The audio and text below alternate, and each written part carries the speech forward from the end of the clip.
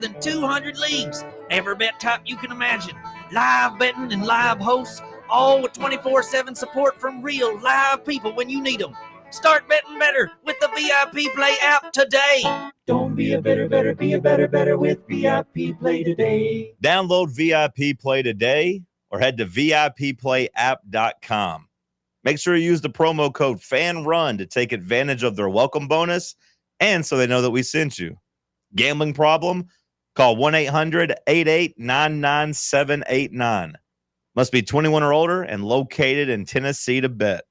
Barley's has live music on weekends, general team trivia on Wednesday nights at 8 p.m., and now live sports trivia courtesy of the Knoxville Trivia Guys every Thursday night upstairs.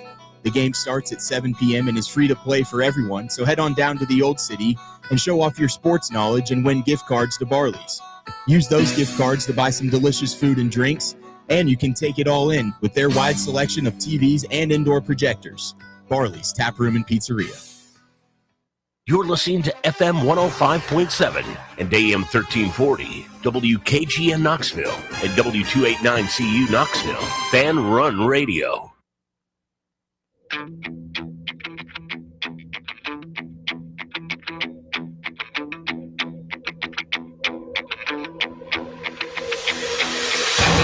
The buzzer has sounded. We are headed to overtime with William Pattison on Fox Sports Knoxville. This is Fan Run Radio. And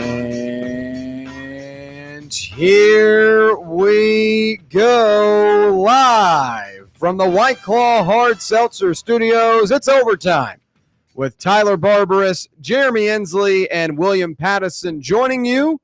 We appreciate you hanging out with us on this Thursday from K-Town. Plenty to cover over the next 2 hours, including Lamar Jackson suffered an injury in practice. Apparently he's all good, but does this spark concern about his injury history throughout his career? Should we be worried about maybe this year being another year of an injury after 2 years of being relatively healthy? Before that, I will give my official college football playoff bracket prediction and winner. The 12 teams that I believe make the field, in addition to the team that I believe hoists the trophy at the end of the season. Before we get into that, we'll have our best bet of the night presented by VIP Play by Tyler. And then we've got a couple of developing things today. The SEC schedule is now officially moving to 9 games. Earlier today, we got the report that the SEC had momentum and possibly switching from 8 to 9 conference regular season games. But within the last about an hour, it has officially been dawned a fact, is I guess the way to put it. 9 games now for the SEC schedule, in addition to every SEC school having to schedule a matchup against an ACC, Big 10, Big 12, or Notre Dame opponent at some point on their regular season schedule. Before we get to that, we'll talk Tennessee, but let's welcome in the rest of the crew, beginning with Tyler. Tyler, how are you on this Tyler Thursday? Yeah, man, doing good. Any day that starts with the T is a good day in my book because then I get to hear my name put in front of it. So feeling good. Weather's nice outside. Happy to be here. Happy to talk about sports like always. However, I don't like having to talk about Lamar Jackson when the topic of discussion is an injury. As a Ravens fan, that bothers me and worries me a little bit, but I'll dive more into that later into the show. But overall, happy to be here, William. Good stuff. Jeremy Inslee will join us here shortly. So let's get right into the action with our first things first topic. And it's surprises on Rocky Top as Tennessee football is in the midst of its mock game week with fall camp in the rear view and kickoff against Syracuse 9 days away. Fall camp often doesn't have any massive surprises unless a major injury happens, but there were a handful of non-injury surprises for the Vols in fall camp this offseason, including position battles and freshmen showing out. And Rocky Top insiders Ryan Shumpert provided some great insight to what has been going on inside the practice facility, and a couple of surprises that he detailed is what we will react to today And we'll begin with Jesse Perry, as Tennessee returns just one starter on the offensive line from last season, but there were already a number of spots settled entering fall camp, as we knew Wendell Moe, the transfer from Arizona, was going to have a spot. We knew that Lance Hurd was going to retain his lone position, the lone starter returning from last year. David Sanders, a guy that we anticipated would be a starter as well, but now we've got a little bit of a position battle between Sam Pendleton, the transfer from Notre Dame, and William Satterwhite for who will take that center spot. I believe that if Satterwhite takes it, we'll have Pendleton at that guard position. If Pendleton takes it, this guy that we're going to talk about could fill in that other role, and that's Jesse Perry. As the redshirt freshman, Perry felt a year away from helping Tennessee, but he's in line to potentially start at right guard to begin the season, and is a utility player that slides to tackle due to injuries if needed. And Tennessee offensive line coach Glenn Ellerbe said that Perry, quote, does everything right earlier in fall camp, and that has him in line to potentially start before the season, and that's not something many saw coming into fall camp, as Shumpert writes. And we'll start with the offensive line, as it's very important with a new quarterback that you have an offensive line that can hold their weight, that can protect your quarterback, that can establish the run game, and also give your quarterback the amount of time necessary to divvy up the ball to his receivers. So the offensive line, as we know, very, very important in the SEC. And I believe that the offensive line could be better than last year. And I know that's not saying a whole lot because last year's offensive line wasn't great, but I think you've got two guys in Moe and Pendleton that have some solid experience, more so Moe than Pendleton. But those are both guys that are big and imposing and physical and good technique-wise, which I think are upgrades from what you had last year. Lance Hurd had a tough start to the season in 2024, but improved in the second half, and he really wasn't the main eyesore as the year went on. It was more Campbell and the other guys you had around him. So I think Hurd could have a really strong season. This is kind of a contract year for him. This is an NFL year where he could possibly make that jump to the league, and he's got to play at his highest so that he can go chase that check. So I anticipate a good season from him. And Pro Football Focus graded him out to be one of the stronger SEC linemen last season. And when you look at the numbers in the second half of the year, much stronger than the first half. So I think he could be good. David Sanders, the crown jewel of this past recruiting class. We know he's going to be special. And though I do worry a little bit about having him out there as a true freshman early in the season against some SEC teams before he's gotten his feet wet per se, I think he will still be strong as the year goes on and continue to progress. So I think the offensive line will most likely be better than last year. And if you're able to figure out who takes that center spot in replacement of Cooper Mays, who was a stalwart over the last 3 seasons, continue to man that spot, the GPS, the compass of that offense, the guy that gets everything going. A very important position on the offensive line, one of the most important positions on the offensive side of the ball, period. That's the guy that starts with the ball every play. If you're able to figure out that center position, and it does end up being Sam Pendleton, then you wonder, does Satterwhite possibly move over, or does Jesse Perry, a guy that has established himself so far in training camp, move to that spot and become a guy that heading into camp didn't really believe a whole lot in, didn't think he would be a starting level player? You put the time in, you put the effort in, you get the reps, you start getting the compliments from the coach. That's the type of stuff that gets you in a starting spot. So Jesse Perry, a good surprise in training camp per Ryan Shumpert, and I think if he's able to fill his role correctly, the offensive line could be in good standing. Tyler, what do you make of it?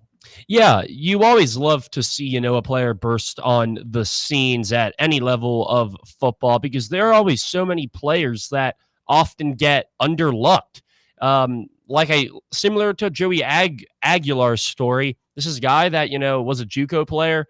No one really noticed him. Appalachian State took a chance on him, and now he's the starting quarterback for a SEC football team. Everyone has different paths, and Jesse Perry is, a player that has definitely had a different path than other people had. He got slotted in as a starter last year, and he held his own. And to see that he has been trending in an upward direction is great, especially when Glenn Ellerby says Perry does everything right. That obviously you'd rather hear he does everything right rather than he's doing a lot of things wrong. But as an offensive lineman, in my opinion, the most important thing is to not commit any penalties. And that falls into the category of doing everything right. So I'm assuming that Perry has been very disciplined during camp, hasn't been jumping off sides. You're not seeing a lot of holds. His footwork is good. He's agile, nimble, quick, kind of like a swan, very quick and light on their feet. These are things that you want to hear from an offensive lineman. That was your starter last year, and you expect him to have a very, very big role on this front in 2025-26. So to get good news from Ellerby saying that Perry's been doing everything right, and, he wasn't pointing out specific things, but from an offensive lineman standpoint, when your own coach is, backing you and he's battling for a spot too, as it feels like a majority of players on this team are, when you have your coach, your position coach tell you that you're doing everything right, that's got to make you feel good in some sort of way. And it lifts you up. It makes you want to keep on going. However, you just hope that in Jesse Perry's eyes, there's still more work to do. You want him to, continue to grow, continue to get better. When Ellerby says this, don't want Perry having this mindset of, oh, all right, I locked down this starting job. I can kind of just cruise and coast through, the next week of camp until we play Syracuse next Saturday. It's not how it should be. You still got to give it 110% every single time, because there are other people that are going to do that. And this Tennessee team, they have a lot of unproven players. They have a lot of dogs, and they have players that are going to get after it. So you got to mark your ground, stand on your territory. And I think with Jesse Perry, trending in the right direction. So it's always great to see that this offensive line unit is getting stronger as the days progress. Now, we earlier talked about David Sanders on that offensive line, how big of a production he could be, and he's a true freshman. But there are a lot of other freshmen that have been big surprises this training camp. And look, it's no surprise that David Sanders will start at right tackle to begin the season. But entering camp, a lot of people weren't necessarily expecting a bunch of freshmen to emerge. And Shumpert writes that Josh Heupel and Joey Halsey gave us a heads up through camp, talking about how Tennessee's underclassmen, quote, don't have time to be young. And a number of freshmen have had strong fall camps and are setting themselves up for playing in the fall. And there are a couple of guys we'll list that Shumpert mentioned. Blue chip freshman Ethan Utley at defensive tackle, as well as Isaiah Campbell, are pushing for playing time in the two deep sets. And that's the case because of the injury to David Hobbs.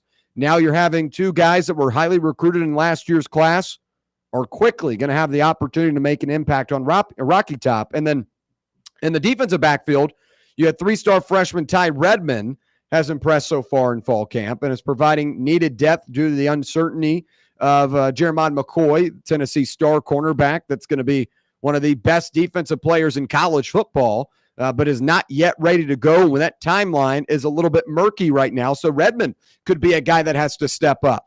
And then you look at the other side of the ball, and we've talked about this ad nauseum, the wide receiver position. Very important because when you look at the Josh Heupel era, starting wide receivers usually go down.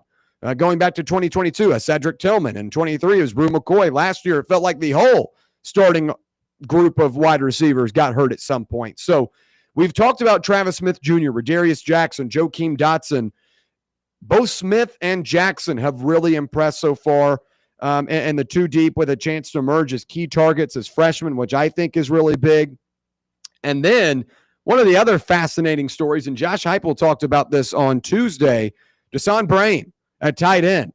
A lot of talk about 12 personnel being implemented this upcoming season. Miles Kitzelman, we know, is one of the best tight ends in the country. But Desan Brain has made a name for himself so far in fall camp, has made plays throughout, and could push for some playing time as well. And Josh Heupel even talked about it Tuesday, saying that that's a guy that's probably going to play a good bit this season. So I like that these freshmen are coming in, not scared of the moment. They're impressing. They look up to speed. And now you're going to be using these guys right away. As much as we talk about recruiting and, 5 stars, 4 stars, whatever it may be, It doesn't matter what you were in high school. It matters about what you are once you get to campus. And now Deshaun Brame was a top 70 recruit to tight end, really, really strong player. But like a Ty Redmond, wasn't the top tier player in the class. That's a guy that's just impressed once he's got to campus.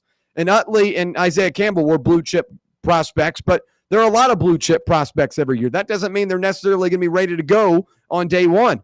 Those guys have worked up to the point to where they're now, could be ready. But out of all these freshmen, I'm really keyed in on Deshaun Brame here because last year I thought Tennessee had some of their most success when they ran that 12 personnel. Go back to that NC State game, and I get it.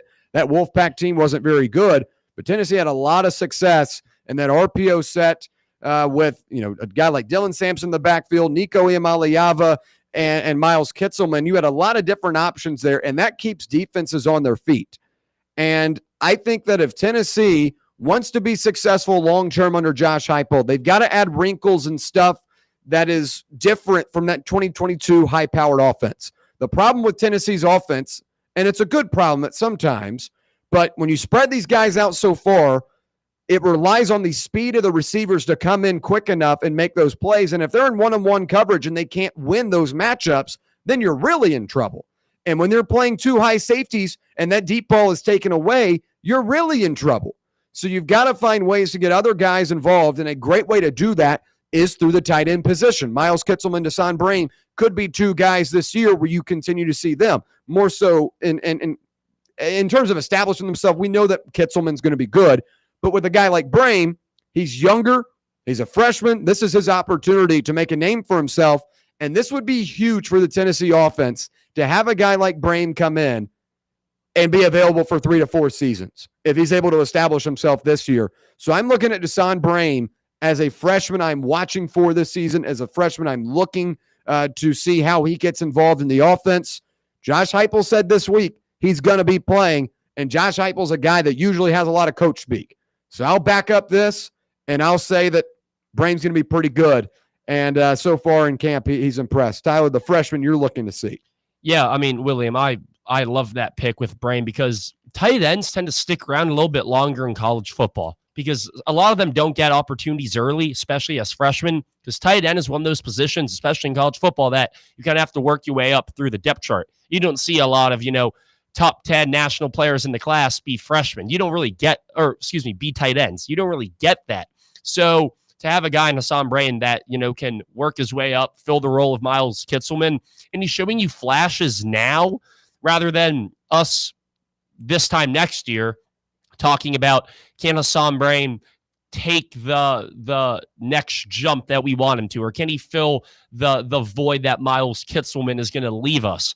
But it seems like now we're talking about him producing as a freshman, and that's huge for this program now and in the future. But for me, it's probably Ra Jackson or Travis Smith.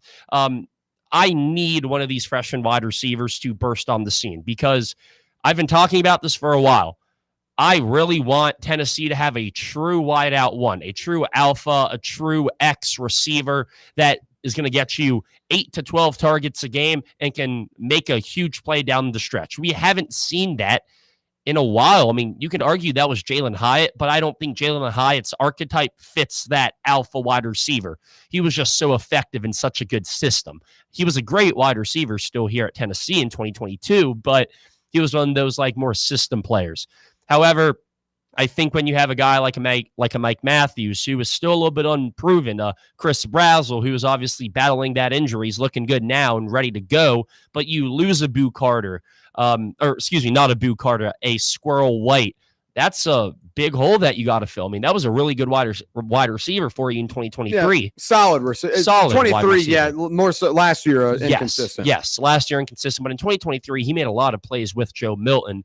And you're kind of looking for someone to, be that wide receiver 3 for you. And it seems like it's kind of up in the air right now. Will it be Amari Jefferson or will it be one of these freshmen? And I think Ra Jackson has the best chance of establishing himself as that number 3 receiver. Obviously, a four-star athlete, 30th best wide receiver in his class, 6'2", 195. That's a very enticing build. And then you look at Travis Smith Jr., 6'4", 200.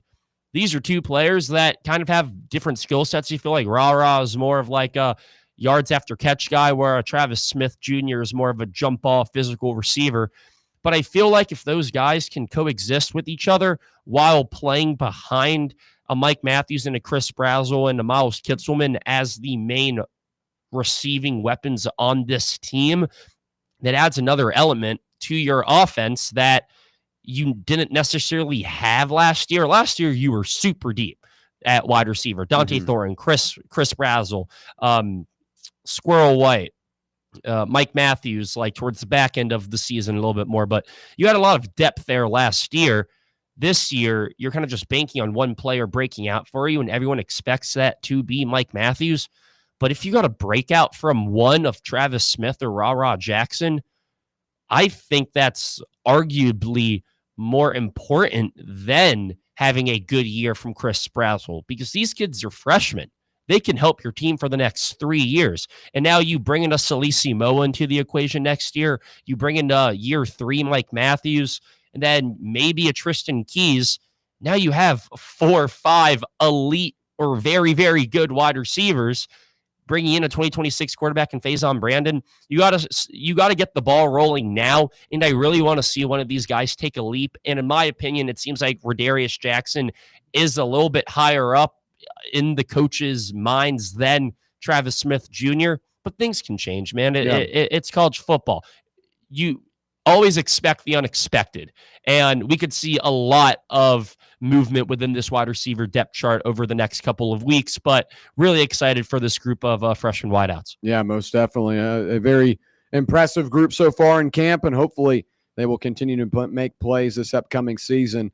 We'll switch over to the defensive side of the ball, where the uncertainty around Boo Carter continues with kickoff nearing for Tennessee. It's unclear what the talented sophomore's role will be in the season opener, but it would be quite a surprise if he starts in the defensive backfield due to his, off-season dilemma per se, and also trying to just kind of work him back into getting that chemistry and backing from the rest of the locker room. But Jalen McMurray, the former Temple transfer who came in last season for the Volunteers as a reserve defensive back, was a solid backup corner last year, and Tennessee has liked his versatility.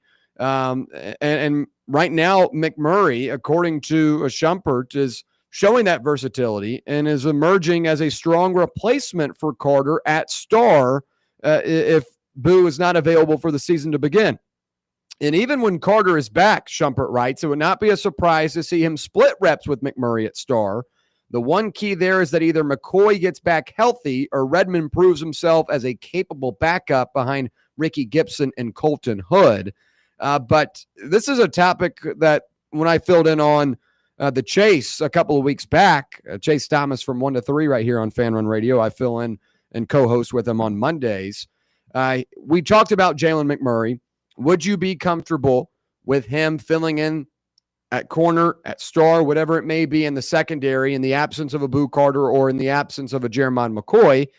And I say yes, because this is a guy with over 40 career starts in college football, a guy that is physical and aggressive, and you saw that at times last year. My main gripe with him came from one play. It was against Georgia. Boo Carter takes that punt return. Looks like it's going to be a touchdown. There was one missed block on the punter, and that happened to be Jalen McMurray's guy. But other than that, McMurray was a serviceable backup in his first season of SEC football. Now he's had a full year under his belt at Tennessee, and that's a full year in the weight room, a full year in the nutrition system, a full year in an SEC school.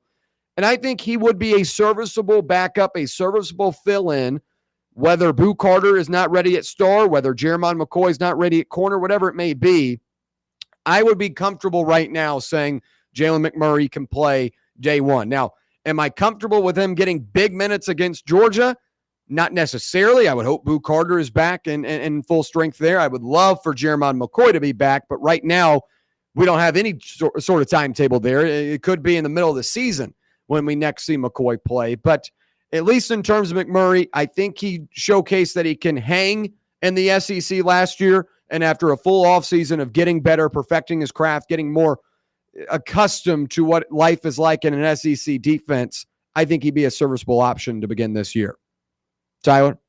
Yeah, sorry, wasn't sure if you were going to head to break there. I'm cool with McMurray, man. You can never have too much depth in your secondary. I think that's so crucial. But, I mean, when you look at kind of what this Tennessee team did in the offseason, right, you bring in a guy in Colton Hood who has looked really, really good. He brings you some secondary depth there. It really does all stem from Boo Carter and Jermod McCoy. How reliable, how consistent can these two players be? When healthy, when on the field, they're game-changing players. But when they're off the field or when they're injured, you got to turn to other options. And it's nice to have a backup in McMurray who understands the system, who's only been raved about by his teammates and by his coaches. That's a guy that you want in this team. Like, kind of reminds me of a Jalen McCullough type player from a couple years ago. Just a leader, a vocal presence, a guy that is going to give you 110% regardless of what type of positions he is in. McMurray is going to be a player that whenever he gets opportunities to be on the field, he is going to capitalize on it. And I have full faith in this secondary and in McMurray to be reliable throughout the whole year. Yeah, good points. All right, when we come back on the other side, we'll talk about how the SEC is now switching over to a 9-game conference schedule. Is that good for the conference? And should they try to be competing with the Big Ten and the ACC and other schools that might have a different type of dynamic within their own conferences? We'll break it down on the other side. Stay right here. It's Overtime, presented by VIP Play on Fan Run Radio. The flagship station for Tennessee fans. This is Fan Run Radio. Rickard Ridge Barbecue, located in beautiful Cove Lake State Park. Rickard Ridge is home of the best ribs in the Volunteer State. Smoked daily by Pitmaster Mark Rickard. The barbecue at Rickard Ridge is mouth-watering, fall-off-the-bone delicious. Take the scenic drive up I-75 to exit 134. For directions and to look at the rest of the menu, visit Rickard Ridge online at rickardridgebbq.com. Hello, is Tina there? Who's this? Yeah, this is Vince from the hit reality show Wives Don't Tell. Tina applied for our show to confess that her husband won't go to the doctor to get his erectile dysfunction checked. She said she's ready for a guy that can bring the heat. All right, what the is going on? You know you're talking to her husband right now? Tina! Well, she wrote the application that her man's performance is questionable. She's basically married to a coffee table. She also said, we live within driving distance to Men's Pro Knoxville, but he's too scared to get a blood test. Oh my, she is done. She is so done. Got you, Mike. It's Nephew Tommy. Ain't no reality show. It's a prank. Men's Pro Knoxville is the real deal, fellas. Local experts, test results in minutes. Call 865-544-8220 or hit menspronknoxville.com before your lady books a new co-star. Men's Pro Knoxville, making it happen. A brand built in Tennessee and born from the love of the game. Inward Half revolutionizes golfing comfort. Crafted by a former pro and dedicated enthusiast just like you, our luxury performance wear guarantees you stay cool and comfortable through every swing and every day. We're not just a brand. We've set out to create a lifestyle for those who understand that impeccable style and premium performance are a hole-in-one. Enjoy the walk-in with Inward Half. Yo, yo, yo, what is up with it, homies? Talk sports. That's the show you want. It's the longest running sports radio morning show in town. You want your radio shows to be fun, and that's what Talk Sports is. Fun, fun, fun. No weirdo callers. I like Tennessee. Gonna go 6-6 this year. No nerdy guests. Well, their receiver depth is a little bit thin. Just two of the most entertaining guys in town, and Bubba giving you what you need. Tune in 7 to 10 a.m. every weekday here on Fan Run Radio. Are you looking for a treat that will knock it out of the park at the next watch party? Just like your favorite baseball team, Crumble brings the best lineup week to week with an expanded roster that includes key lime pie, strawberry cake, or my personal favorite, Monster featuring M&M candies. Let Crumble treat you to the best cookies in the game. Download the Crumble app and start earning rewards. You can even vote monthly on what flavors you would like to see at any store of your choice. Warmer weather is here, so get to the ballpark, but don't miss the cookies.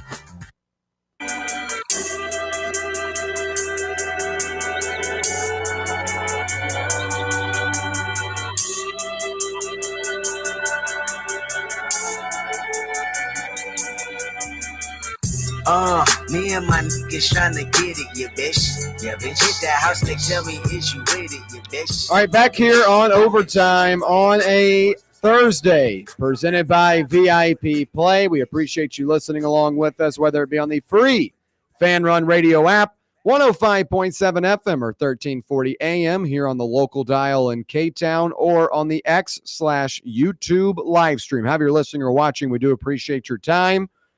We'll now slide over to the SEC, as earlier today it came out that the SEC was moving closer to adopting a 9-game conference schedule.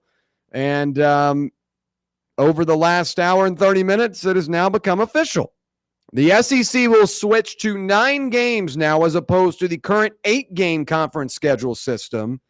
And we'll begin with, is this a good or bad idea for the SEC? The good thing is that there will be more compelling games. You have another week now of SEC football. As we know, the SEC dominates the ratings. That's why ABC went all out to acquire the SEC. As we know, the best players in the country play in the SEC. You're going to get the toughest, the stiffest competition. And as we know, the SEC has dominated college football in the modern in modern history.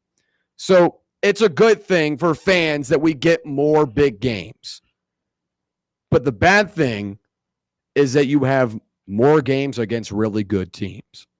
LSU in Florida, 2 examples of playoff level teams that will play 7 AP top 25 teams on their schedule. 6 of them come from the SEC. So the SEC now is going to hurt themselves by adding another game, which will continue to make these schedules even tougher. There are a lot of good teams in the SEC this year. I mean, outside of the top tier ones in Texas, Georgia, Alabama, LSU, you've got this mishmash of Oklahoma, Texas A&M, Tennessee, Florida, South Carolina, that all are really good teams, and if they didn't have to play a ton of AP top 25 teams, they'd probably be in good position to make the college football playoff. But when you continue to stack these schedules and give more tough opponents, you're decreasing the likelihood that your teams or a team gets in.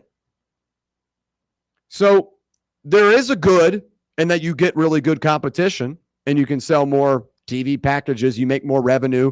There's now an extra game every season that you can go to Neyland Stadium and see a big-time matchup, or you see like a Kentucky play, whatever it may be.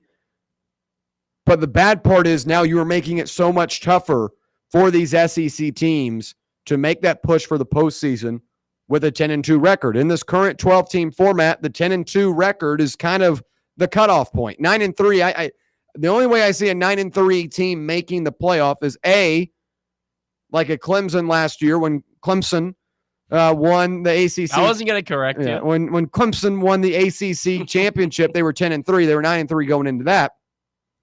But like Ole Miss and South Carolina were sitting there banging on the door saying, we belong in this thing.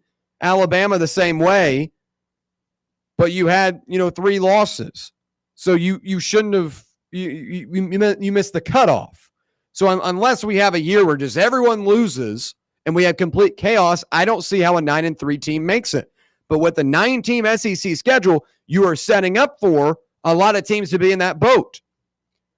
And I get it that the Big Ten plays 9 conference games and the ACC plays 9 conference games, Big 12, and the SEC is kind of the lone 8 team.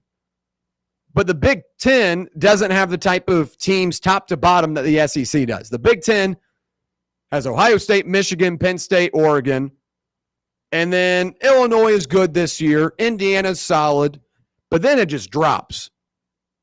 Like Nebraska hasn't been good in years. I do like Matt Rule, but let's be real here, folks. Like Rutgers and Purdue and Northwestern, there are a lot of teams on that schedule that just aren't that very competitive. Maryland, Minnesota. Hey. Maryland's not competitive. Minnesota hasn't been good in a while. Like the Big Ten has a such more watered down bottom half than the SEC does. So if you're a team like Ohio State, you've got about 2 big games a year, a Michigan, a Penn State, and then maybe Oregon if they fall on your schedule. But like UCLA isn't scaring anyone. USC is traditionally a good school, but right now can't figure things out under Lincoln Riley. Washington is a little bit treading water right now in the Kalen DeBoer absence. And if those teams are better, then the Big Ten has an argument here. But so far in this current Big Ten iteration, we have not seen them have a top-to-bottom strong conference. Now, the Big 12, I think, could have a little bit of an argument. They're going to have a really impressive group of teams. Now, they're not towards the top tier of college football, but they've got a lot of solid teams, kind of similar to how the SEC has a lot of solid teams in the middle of the conference, like a Tennessee, Florida, South Carolina, Oklahoma, etc. ACC, why even bother talking about it? So the SEC is trying to match what other conferences are doing, but the other conferences cannot match the strength of the SEC. And that's why I believe this is a bad idea for the conference, because at the end of the day, you're trying to put as many teams in the playoff possible.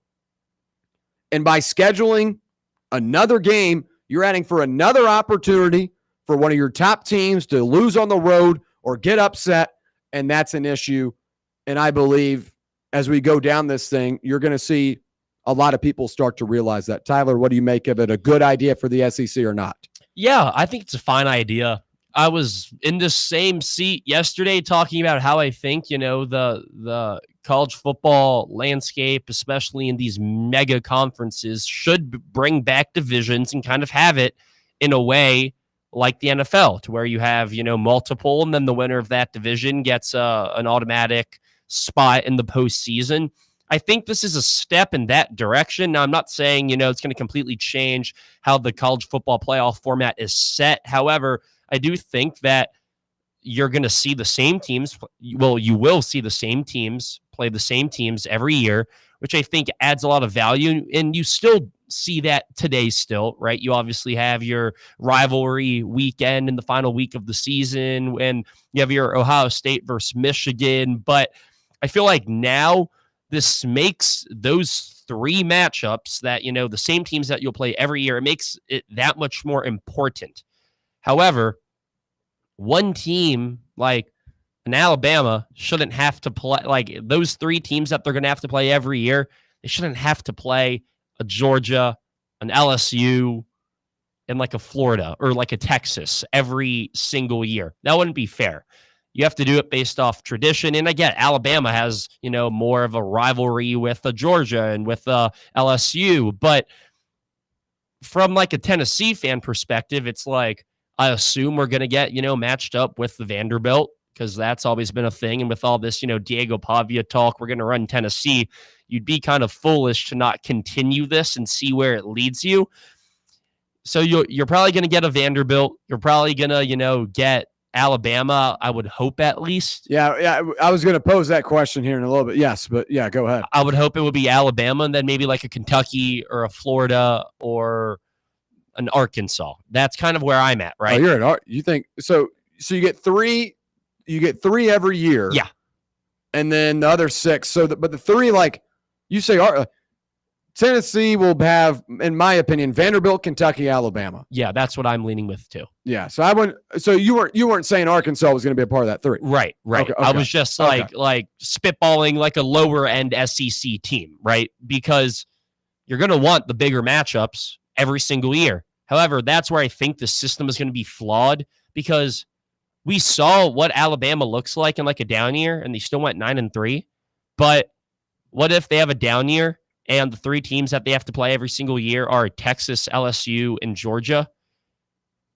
and they have a down year, you're going to lose those 3 games probably, unless, an LSU or Texas has a down year. Georgia's never going to have a down year. I don't know what a Georgia down year even looks like, but that's kind of like an automatic 3 losses, and then you might still have to play another SEC. Like, you will still have to play other SEC teams. You're probably going to have to play an Ole Miss. You're probably going to have to play an A&M or a team like that. So you could see a team like Alabama have the hardest schedule of all time, and they end up going 7-5, right? Yeah. That's where I think this can be flawed, because you're going to have other SEC teams like a Tennessee that might have a lighter schedule. Other SEC teams like a South Carolina, possibly, who, I don't know who South Carolina is going to play. I mean, LSU, I don't think you're going to match them up with Georgia every year. I don't think matching them up with Alabama every year makes sense. LSU would probably have Ole Miss, Alabama, and then maybe a Florida. Okay, I would remove Alabama from that. LSU and Alabama play. That's one of the biggest games every year, though. No, I'm talking about South Carolina now. Oh, okay. Yeah, South Carolina. Yeah. For South Carolina, I'm leaning like Ole Miss, LSU, and South Carolina, I'd go Georgia, LSU. Georgia, LSU. I'd throw Ole Miss in there. Those are some good games. Yeah. But like, my point is, like, South Carolina is going to have to play like 3 really good teams, whereas Tennessee is going to be happy to play a Vanderbilt and a Kentucky twice every single year. So some SEC teams are going to have it way easier than others, which is where I think that you need some sort of like conference realignment to what we literally had 2 seasons ago, where you had your SEC West and your SEC East. Was that what it was? Yeah. Split it up in 4. Do 4, because they're 16 teams. Yeah. So you're saying north, south, east, west? Yeah. And then instead of making it where you have to play 3 of the same teams, well, yeah, you would make it 3 of the same teams every year, but it would be based off alignment. So ours would be us, Kentucky, Vanderbilt, and Alabama. Mm-hmm. And then that would be that 3, or those 4 teams. And then you'd have your SEC East, or your, I guess you could say your SEC South, with like a Florida, LSU, South Carolina, and what other? So you're saying go back to the divisions, yes. Play 3 teams in your division, and then kind of split it. But I think, yeah, I mean, I could see. I mean, I think it's a good point, because then that way too, you would have an idea of, or you would know every single team that you're playing every single year. So one, it would make, I guess, team building like a little bit more valuable, because you're like, all right, we're gonna have to play Alabama every single year, Kentucky every single year, Vanderbilt every single year. We know that they have a really good running back at Vanderbilt out of nowhere. So now in the transfer portal, we know we're going to have to play him 3 years, and this is a freshman. Let's try and get better in the trenches. It makes it more strategic, in my opinion, and it gives other teams an opportunity to, like, the lower end teams to make a name for themselves. But I also think it could get to a point to where it's way too skewed that you have one team just run that minor division for years. Sure. Okay. Yeah. I mean, I could see where you're coming from with the divisions, but I will say, like, then you're setting up for Tennessee to like play. Like, I don't think they'll do a division with like Tennessee, Vanderbilt, and throw Alabama in there. Like, you've just got a ton of heavy hitters there, and that I don't think that would add up. But I go back to the conferences and look how the SEC is trying to compare themselves to other conferences and what they do. Because the SEC, as we know, currently plays 8 conference teams, or 8 conference games, I should say. The Big 10 and Big 12 play 9. The ACC also plays 8. But ESPN has indicated a willingness to increase its payment to the SEC if the conference were to add a 9th game. So there's the incentive of why the SEC is doing it. But remember, this offseason, there was that 16-team expansion between the Big 10 and the SEC for the college football playoff. And those dropped because the Big 10 and SEC could not come to an agreement because of the amount of games played. And again, I go back to why the SEC should not cater to these other conferences. The ACC is horrible. Like, there are 4 expansion teams where 2 teams on the other side of the state, other side of the United States, and Cal and Stanford, and those teams haven't been good in years, 10 years plus. SMU is not shaking my boots. I know they had a good year last year, but I think they'll be back to 8-4 this year. And SMU historically is not a powerhouse, at least in the last 10, 15, 20 years. I think that means something, though. Like, having a team come to the SEC and in their first year, you make the college football playoffs like that. The ACC was horrible. Right. But my point is, though, is that, like, bringing in an SMU team that you just said that you think can go like 8-4 this year, that still toughens up that conference. And now long term it might not, but it does more things now for SMU's recruiting. Because you're gonna want to play in the ACC. Well, so what I'm saying is that bringing in other teams, I hate the super conference idea. Eventually it will have to go to that, but I think when you bring in a team like a Stanford, a team like a Cal into the ACC, a team like an SMU, it gives more of these 4 or 5-star prospects an incentive to play in the ACC, or maybe these 3 and 4-star prospects that wouldn't necessarily get an opportunity to play at that level. That may be true, but I'm just talking about the SEC looking at these other conferences. Like, SMU was the second best team in the Atlantic Coast Conference last year, and they would have been dog whipped by Texas. Yep. The second best team in the SEC. And it wouldn't even been close. Penn State, the second best team by record in their conference, played in the Big Ten championship game. They made SMU look like nothing in that college football playoff game at Penn State last year. So my argument here is the SEC should not stoop down to these other conferences. The type of schedule that the SEC plays year in and year out is not comparable to the ACC. It's nowhere near comparable to a Big Ten that is in the bottom half a disaster. I get it. There might be an incentive here money-wise, and that's what makes everything work these days. But the SEC bending the knee to these other conferences and bending the knee to ESPN to get a little bit more money is going to make the conference even tougher. You're going to give more teams that are on that fringe spot of being a heavy level contender or a near 500 team in the conference, because you have to now add in an extra game. I get it. You're trying to make it more competitive. You're trying to make the argument for these teams to make the playoffs stronger. But I think what the SEC is going to do here is make it more difficult to get teams in, because you added another conference a game, and also now you're requiring your teams to play one of an ACC, Big Ten, and Big 12 school or Notre Dame in their schedule. It's good for the fans. I don't think it's good for the conference, and I'll be pretty firm on that. When we come back, it's our best bets of the night presented by VIP Play. Stay right here. It's Fan Run Radio. Follow us on Twitter or X or whatever the they're calling it these days at Fox Sports Knox. Fox Sports Knoxville. Fan Run Radio. Hey, Knoxville. Surfside iced tea and vodka made with real brewed tea is only 100 calories, 2 grams of sugar with no bubbles and no troubles. That's right. Zero carbonation, so it's easy to sip and enjoy. Headed to a game day or party at a friend's house? Bring an iced tea or lemonade variety pack from Surfside, or try their green tea and new raspberry tea vodka. Find the can with the sunset stripes this season. Surfside iced tea and vodka, sold at bars, restaurants, and stores near you. Surfside iced tea and vodka, sunshine in a can. Must be 21 or older. Enjoy responsibly. Located in Knoxville's historic Old City, Barley's offers great food, live music, the best draft beer selection in town, and now your new favorite place to watch sports. Their indoor projector is perfect for any weather, and they've revamped their upstairs area with more TVs to take in all of the action. Their menu features hand-battered chicken tenders, juicy burgers, fresh salads, and the tastiest pizza in Knoxville. You can enjoy their happy hour drink specials daily from open until 6 p.m.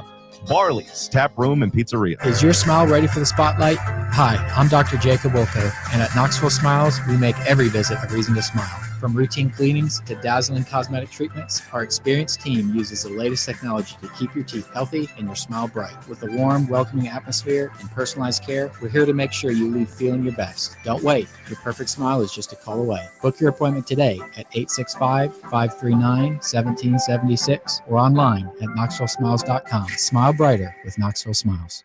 Hey, Pack Rat. Yeah, you. Are you moving cross country and you just don't know who to call? Call us right now. Listen, you've probably seen one of our containers in your neighborhood, but did you know that we can help you move anywhere in the United States? It's real simple. We'll drop a container off at the location you tell us to bring it to. You pack up your valuable possessions at your leisure. They stay safe right in your home. And when you're ready, call us. We'll come and pick up the container and give you a scheduled date of when your furniture and the other possessions will be at your new home. So if you're moving across country or across town, be a Pack Rat. Join the Pack Rat family. Call Pack Rat right now for your free quote. See y'all later, Pack Rats. Call 800-965-1298.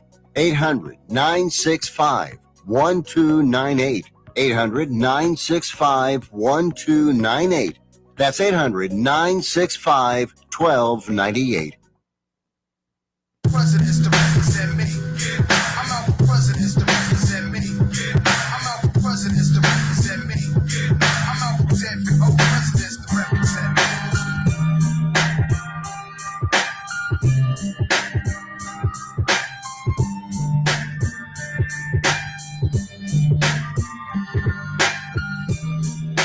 All right, back here on Overtime, presented by VIP Play. We appreciate you listening along with us. Now time for our best bets of the night, presented by VIP Play. Go claim your VIP Play welcome bonus. When you make your first bet of $5 or more, you'll get $100 instantly in bonus bets by using the code FANRUN. That's FANRUN in all caps to claim $100 in bonus bets. And best of luck to everyone out there for the college football season. But those $100 will be pretty useful, especially if you're a Tennessee football fan, because you can bet exclusively on all 12 games on the VIP Play app. It's the only place in Tennessee you can do it. So make sure you're using that FANRUN code. Again, that's all caps FANRUN. And also the deposit methods and withdrawal methods have been updated. So any way you want to play, you can do it on the VIP Play app. Gambling problem, call 1-800-889-9789. Must be 21 years or older and located in Tennessee to bet. Swinging over to Tyler for the best bets. Yeah, man, only got one play today, keeping it short and simple. Next week, we'll start ramping it back up, give a handful of plays starting next week. But today, I got the Cardinals and Rays over 8.5 total runs at -120 odds. Pitching for the Cardinals is Sonny Gray, 11-6 record on the season with a 4.30 ERA. Opposed from him for the Rays is Joe Boyle, 1-2 on the year with a 4.68 ERA. Sonny Gray has been really bad on the road this year. He has a 5.23 ERA and 51 2/3 innings pitched. Gray's coming off a 5-inning start versus the Yankees, where he gave up 9 hits and conceded 6 earned runs. Boyle is a spot starter for the Rays right now, as they're hoping that he can just give you 3 to 5 decent innings. However, for Boyle, he has been really bad as of late. In his last 3 out of 4 starts, Boyle hasn't recorded more than 10 outs and has given up 4 earned runs in 3 of those games. Not very good stuff here. And then on top of that, this game is being played in Hal Steinbrenner Stadium, the Yankees minor league ballpark, in which the Rays have been playing in all year, as their new stadium is being built as we speak. Minor league ballpark, shorter dimensions, a lot more home runs, a lot more hits. So with all those factors being in play, with Sonny Gray struggling on the road, especially this being in a hitters-friendly park, not a pitcher-friendly park, I got all the indication in the world that this game is going to go over 8.5 total runs at -120. Cardinals and Rays starting at 7:35 p.m. All right, good stuff. That is Tyler's best bet of the night, presented by VIP Play. Go claim that $100 in bonus bets by using the code FANRUN. All caps FANRUN. Gambling problem, call 1-800-889-9789. Must be 21 years or older and located in Tennessee to bet. And for those of you that are waiting for my padlocks, my picks for college football. Padlocks. Make sure to follow at the Patafax on Twitter. That's where I post out every Saturday.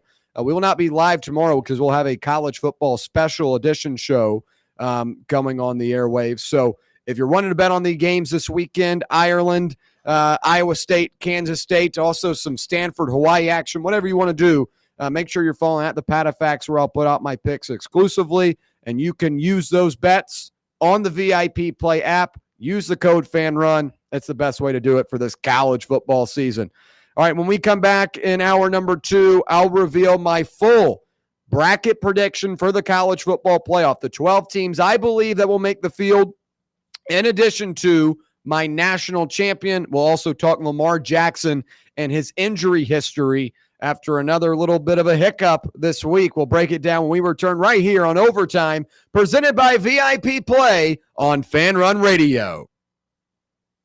You're locked onto Fan Run Radio, 105.7 FM, 1340 AM, and online at fanrunradio.com.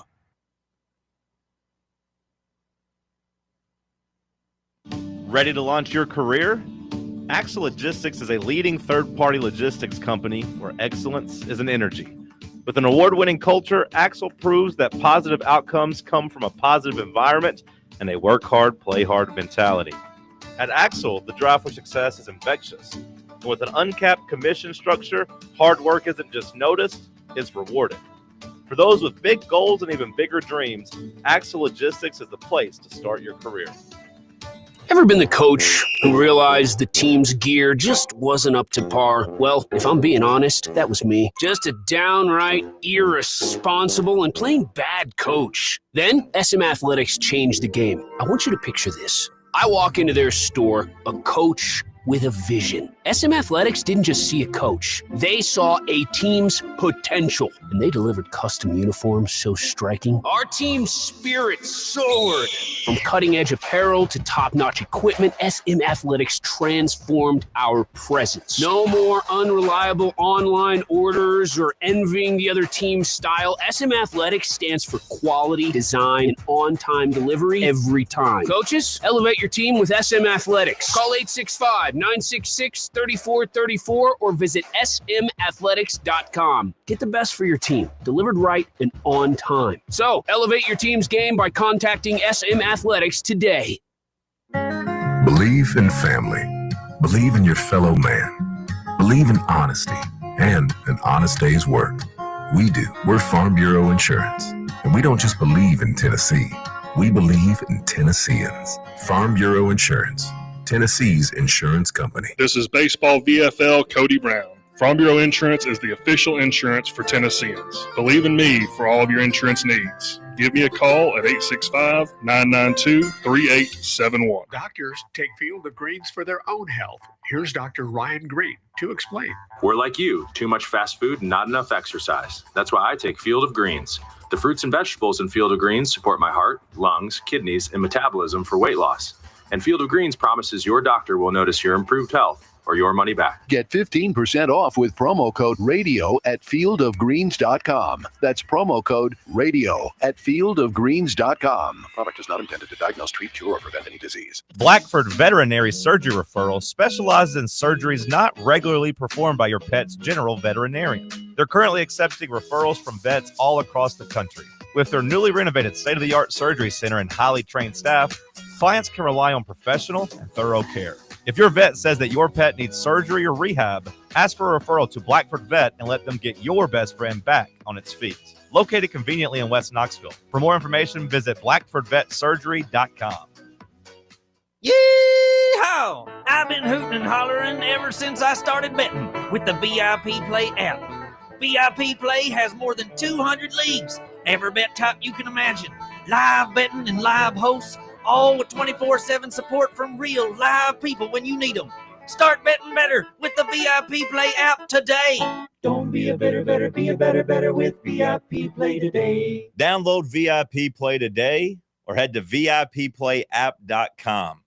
Make sure you use the promo code FANRUN to take advantage of their welcome bonus and so they know that we sent you. Gambling problem? Call 1-800-8899-9789. Must be 21 or older and located in Tennessee to bet. You're listening to FM 105.7 and AM 1340, WKGN Knoxville, and W289CU Knoxville, Fan Run Radio.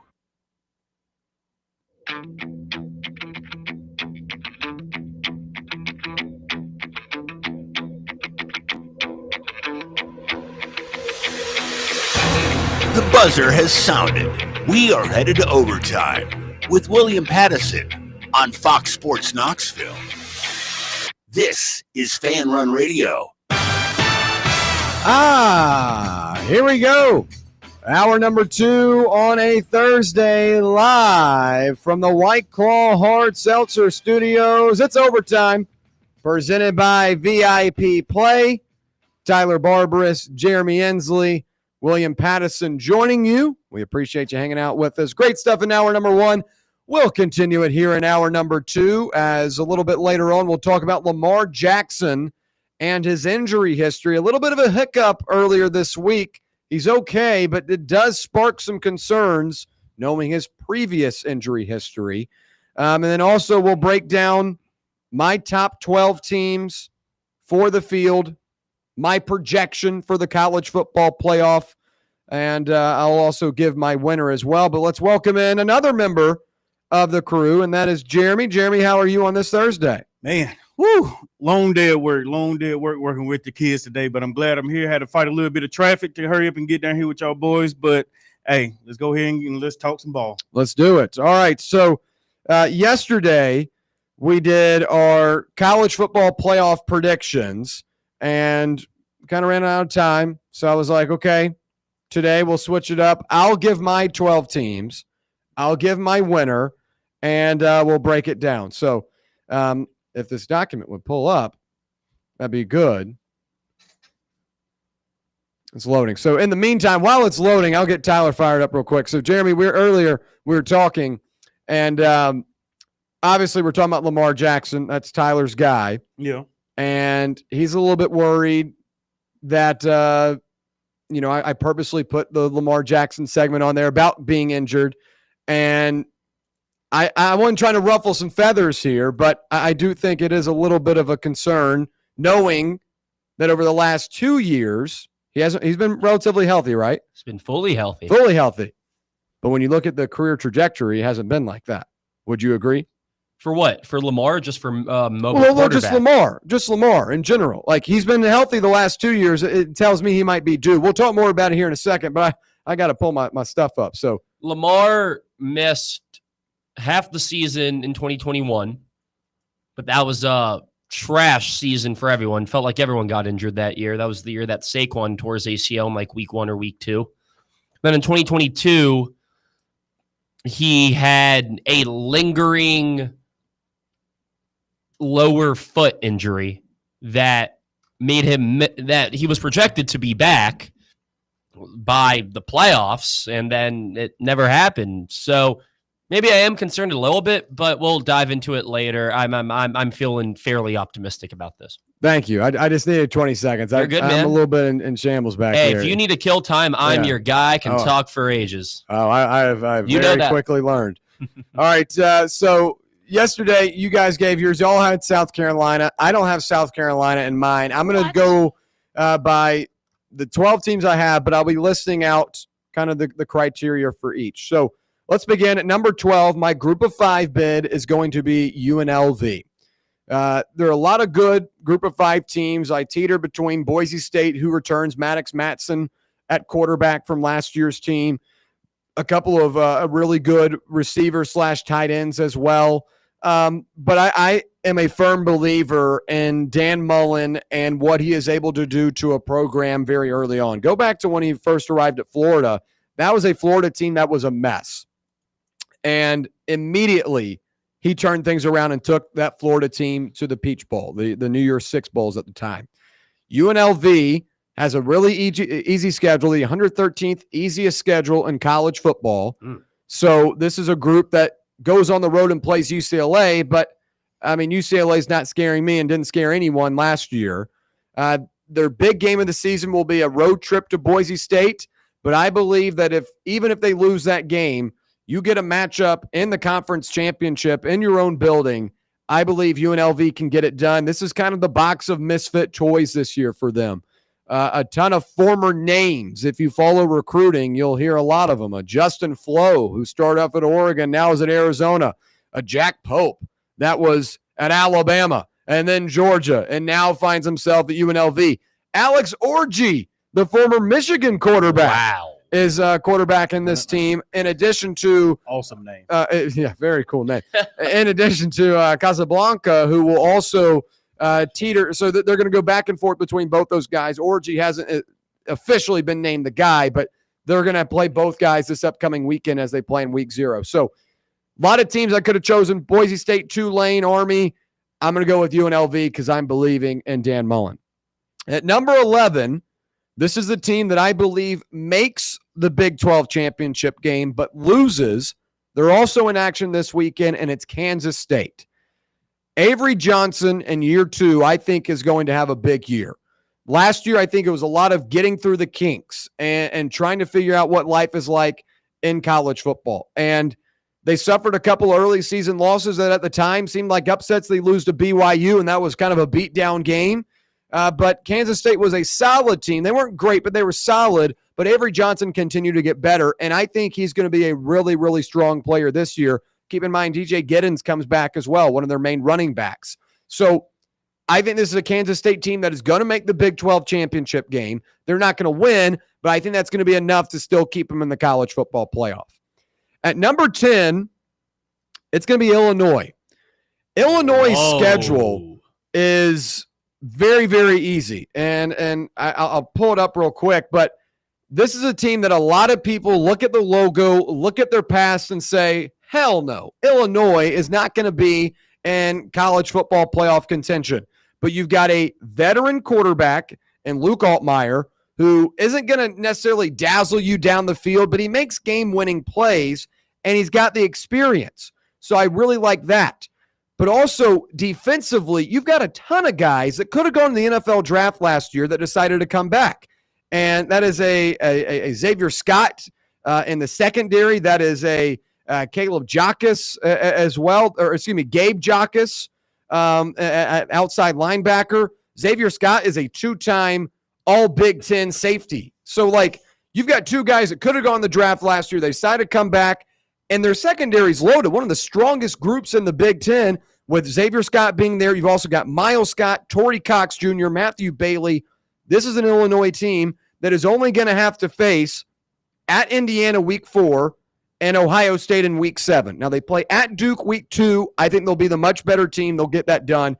USC in week 5. I don't know what to make of USC, and they've got to travel across the country to go play Illinois. So even if Illinois only loses 2 games, and they happen to be their 2 biggest ones at Indiana and hosting Ohio State, this is still going to be a 10-2 team that is going to have at-large potential, and that's why I believe they will make the field at number 10. We'll move on now to number 9, and I've got LSU. LSU is going to have a very difficult schedule this season. There's no doubt. But this is a team that I think is the best team that Brian Kelly has had, and there are no excuses for them not to make the field. This is a group that returns Garrett Nussmeier, who I believe is the second best quarterback in college football. This is a group that returns Aaron Anderson, who had 61 catches for 884 yards and 5 touchdowns last season at wide receiver.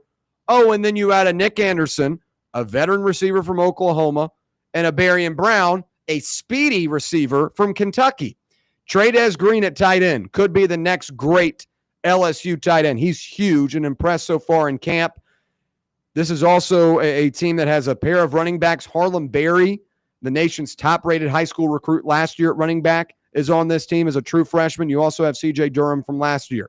Defensively, Harold Perkins Jr. is on this team once again. He's back. Whit Weeks was so impressive in the second half of the year, filling in for Perkins last season. And then the person and the player that everyone needs to know about on this LSU defense is DJ Pickett. A defensive back that is 6'5", a 6'5" defensive back in college football in a couple of years is going to be one of the top players taken in the draft. I'm expecting big things from him, and I'm expecting big things from this LSU team. I don't love their schedule. It's going to be difficult, but I do believe that this is going to be one of the top teams in the SEC. And if you are able to get a couple of signature wins and stay afloat in that 10-2 space, then I think you'll make the field. At number 8, as much as I hate to do this, because I am uncertain about their quarterback, it's going to be Ty Simpson. And the reason why, or excuse me, Alabama. But the reason why I have Alabama over LSU is because I believe the Tide will beat LSU at home and they'll hold the tiebreaker over them, and that'll put the Tide at the number 8 spot. Okay. Everything about this Alabama team is good outside of quarterback. This is a group that returns a ton of key contributors on the defensive side of the ball last year. A Deontay Lawson who got banged up, a Domani Jackson that has plenty of experience in college football. I like a lot of pieces of this defense. Offensively, Caden Proctor, Parker Brailsford, two of the best linemen in the country. Wide receiver room obviously is loaded with Ryan Williams and Jeremy Bernard, Isaiah Horton. The running back room, we're going to have to kind of see the status of Jam Miller and his ability to get back onto the field. But outside of that, this is a top-to-bottom really good team, and I think Alabama will return back to form and be in the playoff. I don't think they'll win a national championship, but I do think they're good enough to make the postseason this year. At number 7, it's Oregon. And Oregon is graced by an interesting schedule. Oklahoma State week 2, that should be an easy one. Oregon State week 4, an easy one. But they go at Penn State in week 5. They play Indiana in week 7 off a bye. At Iowa week 11. At Iowa, I think, is what could trip them up and possibly knock them out of this thing. But if they're able to win one of at Penn State or Indiana at home off a bye, I do believe this is an Oregon team that will make it. And you've got to trust Dan Lanning. Dan Lanning is a guy that has proven to you that they will be at the top of the college football world every year. And Dante Moore, I think, will be the next great Oregon quarterback. This is a guy that's waited his turn, has a plethora of really, really intriguing receivers around him, including a true freshman, DeCorian Moore, who was a 5-star last year, is really, really impressive. I think he's going to make some big plays. Tulane transfer at running back, McKee Hughes, was one of the strongest guys out of the portal. I think Oregon will be, once again, in the college football playoff this year, looking for revenge from what they did last year. So far, we got 12 through 7, 12 UNLV, 11 Kansas State, 10 Illinois, 9 LSU, 8 Alabama, 7 Oregon. Halfway through, guys, what do you make of this first 6? Yeah, I mean, I can respect the UNLV pool. I was debating them over Memphis. Those are probably the 2 teams I was thinking of. And I was thinking of Alley's Boise State Broncos as well. But I do really like that UNLV insight that you gave. A lot of talent on this roster, talent that this UNLV team hasn't necessarily had over the past, half a decade or so. They've always been a good team for their standards, but this could be the year that you finally see them solidify themselves as a top 25 team in football, and that schedule definitely helps them there a little bit. LSU, for me, when I was going through mine, it was either I'm going to give it to LSU or to South Carolina, because I couldn't put more than 4 SEC teams on it. I thought 5 was a little bit too much. But I with LSU, I'm just so uncertain of their defense every single year, and I really like Whit Weeks. This was a guy that was, a walk-on, and now he's one of the better linebackers in the SEC. I like Harold Perkins, but with the way that schedule looks, with their inconsistencies on the defensive end, and with Brian Kelly, not getting them over that hump, they've always been a good team. And I've said this, I think LSU could be a sleeper team this year, but the more that time goes on, it's like they're destined to lose that week 1 matchup against Clemson. From there, you can only spare to lose one more game. And you said that Alabama's going to take care of them. That's 2 losses right there to Clemson and Alabama. I don't think any team's going to get in at a 9-3 record. So I decided to go with South Carolina over LSU. However, if you think that LSU is going to lose to Clemson and Alabama, you're fully confident in them winning those 10 other games? Well, you're saying you think South Carolina is going to beat them. Is that what you just said? Yeah. South Carolina is going to go on the road and beat LSU. Yeah. I think that's a bad take personally. Well, South Carolina goes on the road to LSU. Yeah, I think they win that game. That's a big reason too as to why I had them over. South Carolina goes to LSU in week 7. LSU is off a bye. I like my boys. Come on, I'm telling you, man. Damn near asinine. It South Carolina, everyone's had an asinine take. South Carolina is going to go on the road and beat LSU. Why couldn't they? Cool, they're coming off a bye week. All right, we see teams look worse after bye weeks. So look, here's what could trip up LSU. I think they lose week 1 to Clemson. Mm-hmm. I think they beat Florida week 3. I think they beat Ole Miss week 5. That's their bounce back win. They get 2 in a row. South Carolina week 7 off a bye, I think is honestly one of their easier ones on the schedule. Texas A&M week 9 at home. I like that opportunity. The 2 ones that could really get them at Alabama week 11. That one's also off a bye. I think Alabama wins that game. At Oklahoma week 14, I think is the most intriguing matchup on their schedule. And this is an LSU team that's going to play a gauntlet. They play 7 AP top 25 teams this year, tied for the most in college football. But I think this is the most talented team Brian Kelly has had, and the expectations to make the playoff. If they don't make the playoff, Brian Kelly's got the can. Yeah, he's sad. And they got to pay that $50 million buyout or I don't know, try to investigate and try to find something that he's hiding under the sheets or something that's going on to get him out of there. But urgency is really important in sports to me. And the urgency is without a doubt there for LSU right now. And they are too damn talented to not make the field. So, I think Oklahoma's a tougher game than South Carolina. South Carolina has to go on the road to play LSU. My thing with LSU is I think their offense is going to be dynamite. It always is, right? The reoccurring question every year with LSU is what will their defense look like? Mm-hmm. Some years they have more talent and they're still a bad defense. Hell, even when in 2019, I mean, this is an Ed Orgeron team, but they had so many defensive players on that line. Their defense wasn't a top 3 defense in football. They were still a good defense, but it's like when you have all this talent, what I'm saying is that LSU, over the past however many years you want to say, I'll say for the past 5-6 years, okay, their offense has always been their calling card, and it can only get them so far. Their defense is going to lose them games, and it'll lose them more than 2 games. More than 2 games against Alabama and Clemson. There will be another team that beats LSU in a game that is a 38-35 final. And hell, LSU could look like a very, very good team, but when their defense can't, win them games like that are must-wins, like a South Carolina is, like an Oklahoma is, they're going to lose one of those 2 games, in my opinion, because their defense is going to lose them football games. LSU had a top 20 defense in 2019. I was about to say, isn't that Grant Delpit? Grant Delpit, Patrick Queen, Stingley. A top 20 defense. Stingley, top 20 defense. But still, with that roster, there's no reason that you shouldn't have been a top 5 defense. You should have been a top 5 defense. Well, so they're top 20 in 2019. In 2020, they were 20th. In 2021. What are you basing this off of? Just points per game? Points allowed per game? Or? Yeah, it's points allowed per game. All right. I mean, yes, they have not been good since that 2019 defense. I get that, but I mean, I think this is the most secondary's been their issue. DJ Pickett's a guy I'm willing to go one-on-one with, and 6'5" or 6'5" defensive back. Are you kidding me? Yeah, I mean it's a good formula, sure. Because he can match up with that anyone. Guy's tough to defend. Jeremy, what do you make of those first 6? And we'll get into the last 6. You know what? I'm just looking at it. I think you are just one bold individual because I'm sitting here, I'm looking at the middle of Illinois' schedule. I mean, Indiana, USC. I mean, they struggled with Purdue last year, 50 to 49.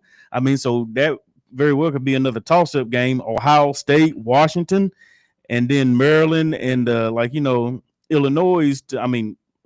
Wisconsin to almost close out the season. I mean, there's a potential 4 or 5 losses right there. And I understand that you said that this seemed like this is going to be a very senior-laden team with a lot of experience and leadership coming back. But can you really trust the talent on the team that much to to navigate the middle of that schedule. Well, look, I can trust NFL type players, and Gabe Jacas, a guy that had 8 sacks last season, Xavier Scott, a guy that's already been a 2-time All Big Ten player coming back. They're going to have a really strong secondary. And, you know, they lose a couple of pieces offensively. It's going to be a bit of a concern, but Luke Altmaier, I still have a lot of trust in. I mean, that's a guy that's played a ton of college football. He's not going to turn the ball over. He's not going to put you in tough situations. And, I mean, I think their offensive line is solid too. Like, that's a big thing. You're going up against Big Ten level defensive fronts. True. Having a J.C. Davis that comes back, who got an extra year of eligibility. Josh Krutz, a really solid center.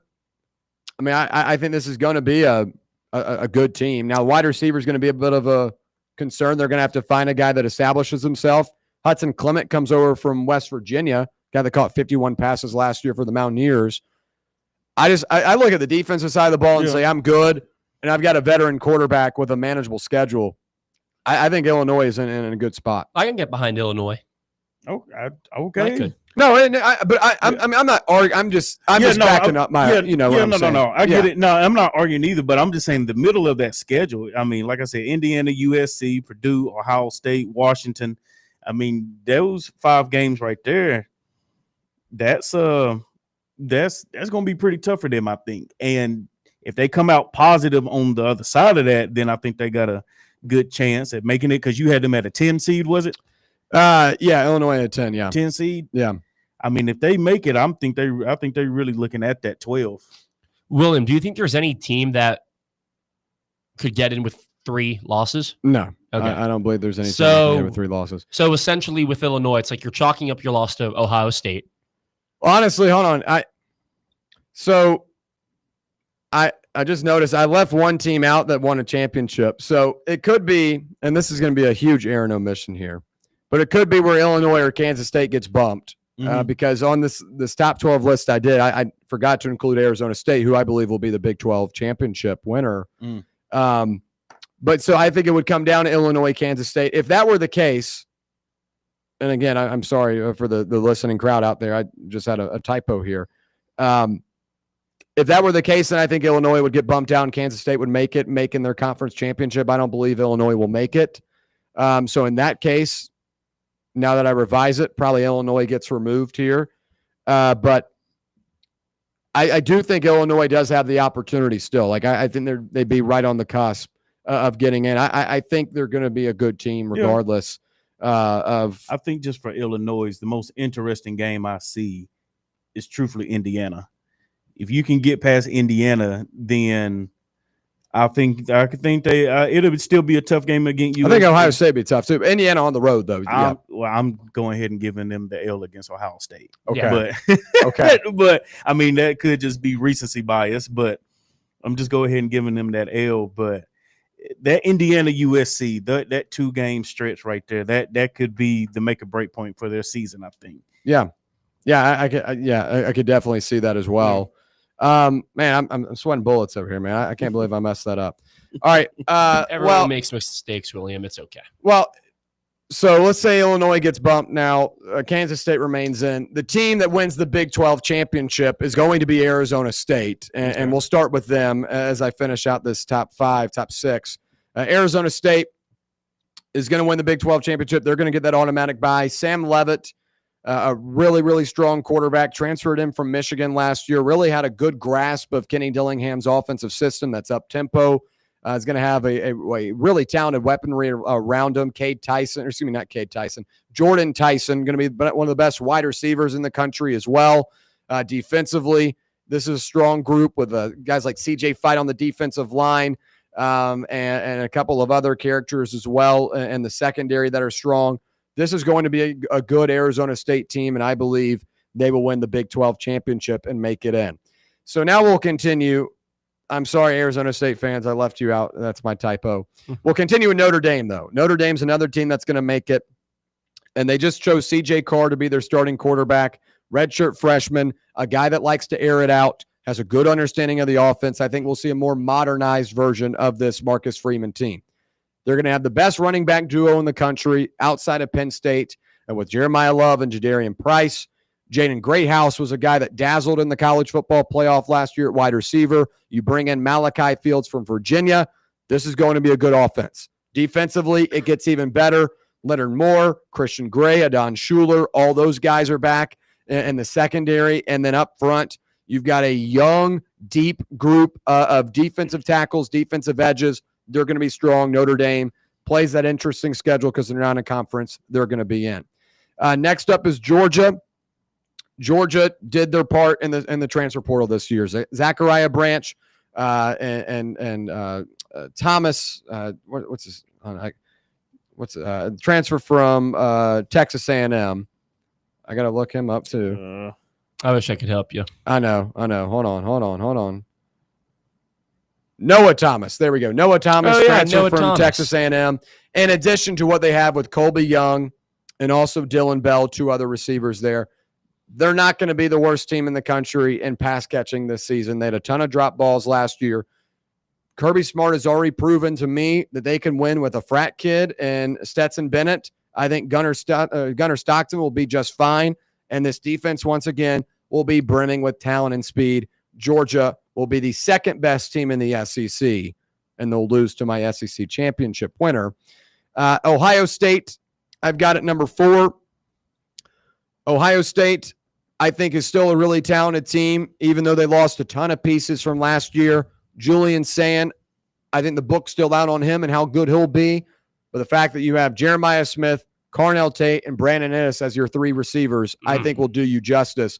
Defensively, they'll be strong once again. Caleb Downs in the secondary. Sonny Styles at linebacker. He was a guy that was really impactful last season, and they recruited at a high level. Will this be the year they beat Michigan? We'll have to see, but I think they'll still be towards the top. At number 3, I've got the SEC championship winner, and that is Texas. Arch Manning's going to be really good this season. This is arguably the most talented roster in the country, but since they play in the SEC, they're going to have a loss or here or there, and I believe that because of that, they will not be as high as my undefeated number 1 team, and I think that my second team will be a notch ahead of them as well with their body of work, and I think Texas will be really, really strong. I think they'll be the SEC championship winner, probably good enough to get them at 2, and this next team, Penn State, could be interchangeable here, 2 and 3. But I think Texas will win the SEC. Number 2, Penn State, Drew Aller, 9 guys returning on the offensive side of the ball. Nick Singleton, Katron Allen, arguably the best running back duo in the country. Definitely. They loaded up at receiver through the portal. Trevor Penna, Devontae Ross. They've got answers now on that side. They're going to have to figure out that new tight end, but they got a couple of options. They've looked good so far in camp. Defensively, they've got NFL players riddled throughout. Penn State's going to be a damn good football team. This is the year to do it. I talk about urgency with LSU, a lot of urgency with Penn State.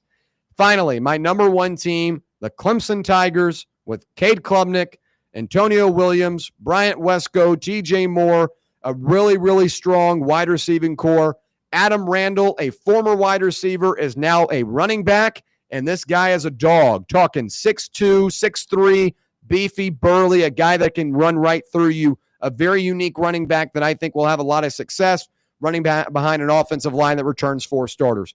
Defensively, TJ Parker is going to be a stud. They've got so many really good interior guys, and on the perimeter, Ashton Hampton, my guy, is going to be really strong. Avion Terrell, a really good safety. This is going to be a good Clemson team, a manageable schedule, and a weak ACC. I believe they win the conference, and they are the number 1 seed. Penn State would be my Big Ten winner. So those are my teams. Clemson, Penn State, Texas, Ohio State, Georgia, Notre Dame, Arizona State, Oregon, Alabama, LSU, Kansas State, UNLV. My 12, my winner, Clemson, the best team in the country. Woo! I've already unloaded a bunch of tickets on them to win it. This is a team that returns a ton of production, the second most in the country, with a Heisman-level quarterback, an NFL-riddled roster. This is going to be a really good team, and keep in mind they play in an ACC where as long as they beat LSU week 1 and handle business in the ACC championship, this is not a group that's going to have a ton of tough games in their, I guess, in their future SMU, probably their toughest one. At South Carolina is an interesting one. Maybe their lone hiccup of the year, and that might drop them back in the rankings a little bit. But Clemson, my number one team. About 2 minutes here. We'll debate it. What do you guys make of my 12 teams and my winner? You got it, Jeremy. I'm just saying. I thought Tennessee's schedule was favorable. That Clemson schedule is just incredibly it's ACC favorable. football, man. My goodness. All you got is LSU at the top, South Carolina at the bottom. Yep. If they can't grab that number 1 seed, then they tripping. Go ahead, Tyler. I think at Louisville's interesting week 12 because Louisville's a team that's played them close and they've done well. But I'm also in agreement with you with the talent that they have returning on the defensive side. This schedule should really be a breeze. Yeah. Tied for second in return production ranking with 16 players, 8 on offense, 8 on defense. This is going to be a really good team. 40th toughest schedule. So you think this is a Clemson team that has a perfect season? They go 15-0. I mean, if they were to lose one, it would be South Carolina. Yeah, and then they go into the ACC championship, put B to A, and then march through the college football playoff. But there'll be a top 4 seed. Oh, easy. And I believe they'll have an easy path, or maybe not an easy path, but they'll be the best team on paper every night, and that's what I'm willing to back. That's fair, but it leaves me with a thought. If this Clemson team were to lose to South Carolina in the final week, they go 11-1, which is a fantastic record. But Ohio State, let's say, is 11-1. Right, they lose to Michigan, or they fall to they don't play Oregon. They fall to a Penn State, or Penn State's 11-1. You have 5 teams that are 11-1, maybe even 6. Do you think Clemson still gets that nod to be the number 1 team, considering that they're now looking at strength of schedule more? So do you think they feel more inclined to give that nod to a Georgia, to Ohio State? Look, I think at the top, like Texas, if they win the SEC, will probably be a number 1 seed. I'm just going off of Clemson being the better team every night they play. And you could probably say the same about Texas, but Texas has to go play at Georgia. They have to play at Ohio State, some tougher matchups. So I'm just basing this off. Clemson will be the better team when they play everyone they play. And I'm not saying they're necessarily going to go undefeated and win the national championship. It's most likely they're going to have a hiccup at some point. And if they don't have it in the regular season, it may be in the postseason. Sure. But I think really any of those conference champions are interchangeable, especially if Clemson does have a loss in week 14, week 15 to South Carolina. You could see Penn State take that number 1 spot. You could see Texas take that number 1 spot. Maybe a more accurate one would be Clemson at 3, and maybe I'll go back and adjust this before I put it out. But I just look at the schedule and I say better, with like a Penn State. I mean, they struggle with Ohio State. Like, I think on paper, Penn State is a better team, but they've had better teams in the past and haven't been able to get it done. That's fair. I can get behind that reasoning. If you think that this is a team that's better than every one of their 12 matchups during the regular season, then I feel like that's a fine case. And they have a great team: Klubnik, Williams, Dabo. I mean, it feels like Clemson is destined to get back to the top at some point. It's been a little bit too long with them not being competitive or ultra competitive. So it could make sense. But in my opinion, if they do go 12-0, they're not winning the national championship. You got to lose at least 1 game in the regular season to win the college football championship. But I think with your scenario, I think the seeding will depend upon where South Carolina is ranked at when they play them. Sure. I think that would be a huge determining factor. And what other 1-loss team, who do they lose to, and their ranking at the time when they lost. I think that's a factor into how they do the seeding, because it's when you lost, where you lost, and how you lost. But the ranking of the opponent will play huge in that. Yeah. For all those 1-loss teams that you had mentioned. Maybe I'll go back and adjust it. Maybe Texas at 1, winning the SEC, Penn State at 2, and then have a Clemson at 3. And I think, there very well could be 2 SEC or 2 Big Ten teams in that top 4 getting automatic buys. But at least right now, that's my rough draft. I apologize. I I added an extra team in there and didn't even realize it. I'm sorry for my Arizona State people. I'm very high on them, and I just forgot to put in the column, so I'm sorry. All right, on the other side, we'll talk Lamar Jackson. Stay right here. It's Fan Run Radio on a Thursday. Big Orange Country's home for sports. This is Fan Run Radio. Are you looking for a treat that will knock it out of the park at the next watch party? Just like your favorite baseball team, Crumble brings the best lineup week to week with an expanded roster that includes key lime pie, strawberry cake, or my personal favorite, Monster featuring M&M candies. Let Crumble treat you to the best cookies in the game. Download the Crumble app and start earning rewards. You can even vote monthly on what flavors you would like to see at any store of your choice. Warmer weather is here, so get to the ballpark, but don't miss the cookies. Hello, is Tina there?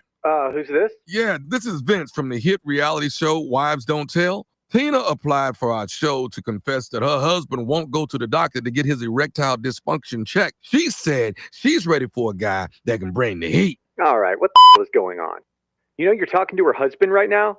Tina! Well, she wrote the application that her man's performance is questionable. She's basically married to a coffee table. She also said, we live within driving distance to Men's Pro Knoxville, but he's too scared to get a blood test. Oh my, she is done. She is so done.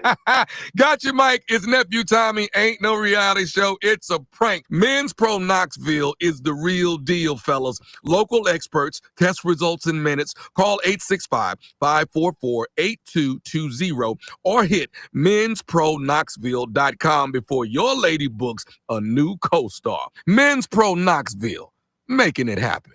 Citizens National Bank. There are always memories to be made with family and friends, and we want you to share your memories with us. Share your best photos depicting your memorable experiences throughout the year, and your photo could be chosen to be in our 2019 Memories Calendar. Simply upload your photo to CMB's Facebook page's photo contest application or deliver it to any branch. Citizens National Bank. Banking never felt so good. Visit cmbtn.com for official contest rules. Ready to launch your career? Axle Logistics is a leading third-party logistics company where excellence is an energy. With an award-winning culture, Axle proves that positive outcomes come from a positive environment and a work hard, play hard mentality. At Axle, the drive for success is infectious. And with an uncapped commission structure, hard work isn't just noticed, it's rewarded. For those with big goals and even bigger dreams, Axle Logistics is the place to start your career. A brand built in Tennessee and born from the love of the game, Inward Half revolutionizes golfing comfort. Crafted by a former pro and dedicated enthusiast just like you, our luxury performance wear guarantees you stay cool and comfortable through every swing and every day. We're not just a brand. We've set out to create a lifestyle for those who understand that impeccable style and premium performance are a hole-in-one. Enjoy the walk-in with Inward Half.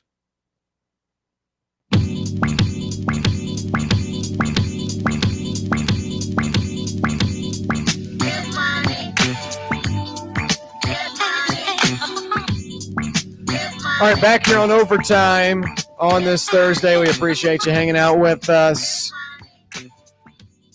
whether it be on the free Fan Run Radio app, 105.7 FM or 1340 AM, or on the X/YouTube live stream. Have your listener watching. We do appreciate your time.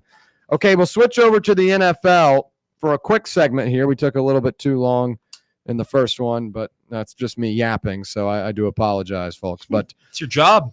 Exactly. That is true. Baltimore Ravens coach John Harbaugh said Lamar Jackson is fine and that an X-ray taken after the quarterback had his foot stepped on during Wednesday's practice revealed no concern. Jackson exited Wednesday's practice with about 30 minutes remaining in the workout and did not practice Thursday, the team's final session before Saturday's preseason finale against the Washington Commanders. Jackson, the two-time league MVP, has not played this preseason and was not expected to play Saturday, even before he got banged up.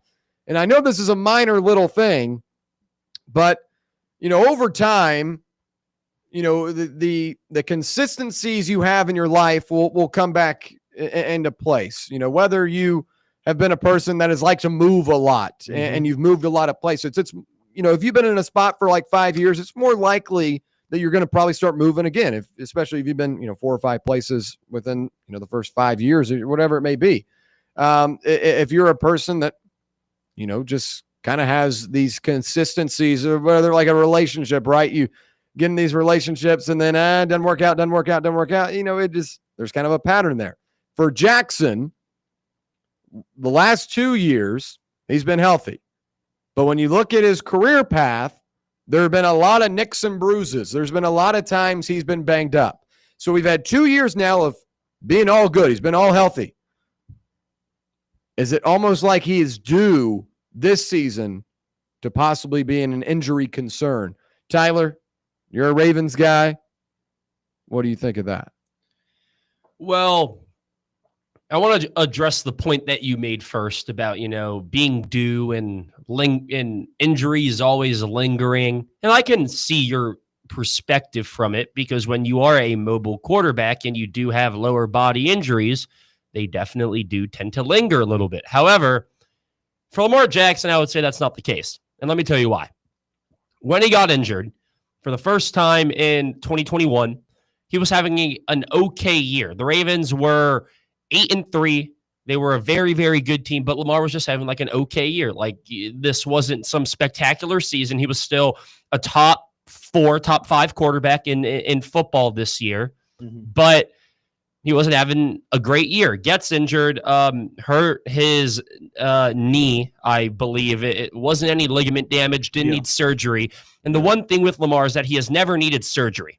Everything has been a lot of muscle issue. Like, no tears, nothing that, is bad for his cartilage or ligament damage. He's avoided all of that. And the number one concern with Lamar is, he cuts so much. He's bound to turn the wrong way and pull an RG3. But with Lamar, he has perfected being a safe and cautious runner, and he understands when he can use his quickness, his juke moves, just everything that is in his rushing arsenal. He understands it completely. He has perfected it. 2022, Ravens, once again, 8-3. Lamar gets fallen on in a Denver Broncos game. And this was a ankle injury, or a lower injury near the foot ankle area. I couldn't remember exactly what it was, but the hope at the time was that it would be a 4 to 6 week injury. This is week 11. So he would be back by playoffs. And the Ravens made the playoffs. They ended up squeaking it out. They went 10-7. They matched up with the Bengals in the first round. Lamar was not healthy for that game. So the concern was, maybe this is something worse. However, it was just one of those things that you don't want to jeopardize a franchise quarterback, one of the greatest quarterback talents of all time, in a game that would be a tough game, but it wasn't worth the risk. And we saw what the risk was when the Redskins, I guess, did it with RG3 in the Seattle wildcard game. After he rushed back from his injury, he completely tore his ACL off the bone, and his career was finished after that. They avoided that. The Ravens do a great job at protecting Lamar Jackson. Now, yes, he has had 2 injuries in his career, back-to-back seasons that costed him half a season in each year, which was concerning. However, the craziest part about this is that Lamar Jackson, post 2022, 2023, 2024, this is the greatest version of Lamar Jackson that we have ever seen. You could argue that these past 2 seasons from Lamar Jackson is one of the greatest stretches from a quarterback of all time, like independently based off what he does, his stats in the regular season. Now, playoffs, we're not going to get into that, but Lamar has continued to develop through all these injury concerns, all this doubt that he would finally, get significantly injured. He avoids that every single year, and on top of that, he continues to get better, where last year he had 46 total touchdowns to 4 interceptions and had one of the greatest quarterback seasons ever. This guy continues to improve, and he continues to stay healthy. Now, with this injury, he got stepped on. We don't know what player it was. I've looked everywhere. None of the reporters can identify what player stepped on him. The initial report is that Lamar Jackson got out of this pile and was holding his wrist. Now, to my knowledge, he was holding his wrist because he was in the middle of a pile and someone probably fell on his wrist. So your first instinct is to, hold where it hurt. But when Lamar got up, he had a hard time walking. So he goes off. Obviously, when your quarterback is limping, you're not going to push him through the practice, especially when he's Lamar Jackson. Yeah. So they take him out early out of precaution. And obviously, it was concerning. It said that it was a little sore, a little swollen. Then today it comes out, he got an x-ray. There's no ligament damage. There's nothing substantial that would keep Lamar Jackson out for an extended period of time. So right now, you're about Ravens opener is September 7th, Sunday Night Football at Buffalo. You have about, 17 days right now to rehab this injury, and that there's no ligament damage. It's just swollen. It's just sore. It's probably bruised. When a 330-pound offensive lineman probably steps on your foot, that's going to hurt. You're probably missing a couple toenails. You probably got stepped on it. It definitely hurt like an MF. So for me, I don't think there's anything to be super concerned about. Now, definitely it's something to monitor because you don't want to see your quarterback get injured. Yeah. But the fact that there's no ligament damage, there's nothing that is going to keep him out for an extended period of time. All you have to do is ice that thing, wear a boot around for a little bit, and then just reassess where you are this time next week. Lamar shouldn't put on pads, shouldn't go through anything for the next week. Lamar's fine, in my opinion, and you'll see him suit up September 7th at Buffalo, and he'll look good as new. Jeremy. For me, I'm thinking that this is, it's something, but he should definitely be fine for the start of the season, and he should really, really be fine by next week. Stuff like this happens. It doesn't happen often. The injury history with Lamar, I wouldn't necessarily all the way worry about, because something that Tyler alluded to within these past 2 years with Lamar is that his stats have improved, but where have they improved? That I think needs to be explored more. A lot of his numbers have improved from the pocket. So he hasn't been getting outside, running as much, taking those chances that he did early on in his career. And I think that's what has led to him being healthier these past couple of seasons. Mm-hmm. And so as he continues to maturate and grow within that part of his game, you won't see the injuries that are RG3 sustained and quarterbacks of the same ilk sustained. He shouldn't have to do that because he is now elevated his game to where he doesn't have to take those chances so often. And so when he does get out and escape and run, it will still be electric and dynamic. Mm-hmm. Because why? Because he's still saving himself. But with this, I would almost take it with a grain of salt because, like I said, I've seen it a couple of times. It does hurt. You may be limping, for the next day or two, but once the blood gets to flowing and get to moving, everything should be all right. Mm-hmm. And definitely by the beginning of the season, he'll be fine. It's understandable that this would raise some eyebrows and be like, whoa, hold up, from the organizational standpoint. And yeah, you do want to watch out for him to make sure nothing silly happens before the start of the season, but he'll be fine going in. And so long as he can continue the same growth that he's shown over the past 2 seasons, I don't have a reason to worry about Lamar heading into the season. And one point I want to make as well, Jeremy, and you brought this up, Lamar being a more effective pocket passer has limited his risk when he's trying to move outside the pocket and make a play, because Lamar has been so efficient over the past 2 seasons from throwing in the pocket. Mm-hmm. And as a quarterback, that's obviously the goal. But the big thing with that is the offensive coordinator change. Lamar Jackson, for 4 years, had Greg Roman as his offensive coordinator, a run-heavy OC who loves running the football. Sure. And yes, Greg Roman was a major reason as to why Lamar Jackson won the 2019 MVP in his first full year as a starter, because no one knew how to, handle that read option, handle these QB design runs. Yeah, a bunch of QB power. Exactly. Mm-hmm. And it worked great. But towards the back end of it, when Lamar was really running and in 2021, 2022, when he was really moving, that's when you start to see the injuries, pile up a little bit because who was still the offensive coordinator, Greg Roman, and his whole scheme is that the quarterback has to run. He has to be mobile. So when you have an offensive coordinator like that, the risk of getting injured as a runner at the quarterback position is increased. However, in 2023, the Ravens got a new offensive coordinator, that being Todd Monken from Georgia. Todd Monken is one of the best offensive coordinators in the game. What he was able to do at Georgia was unbelievable, and he translated that immediately to the Baltimore Ravens. It's not a coincidence that we saw the two best pure passing seasons from Lamar Jackson under Todd Monken.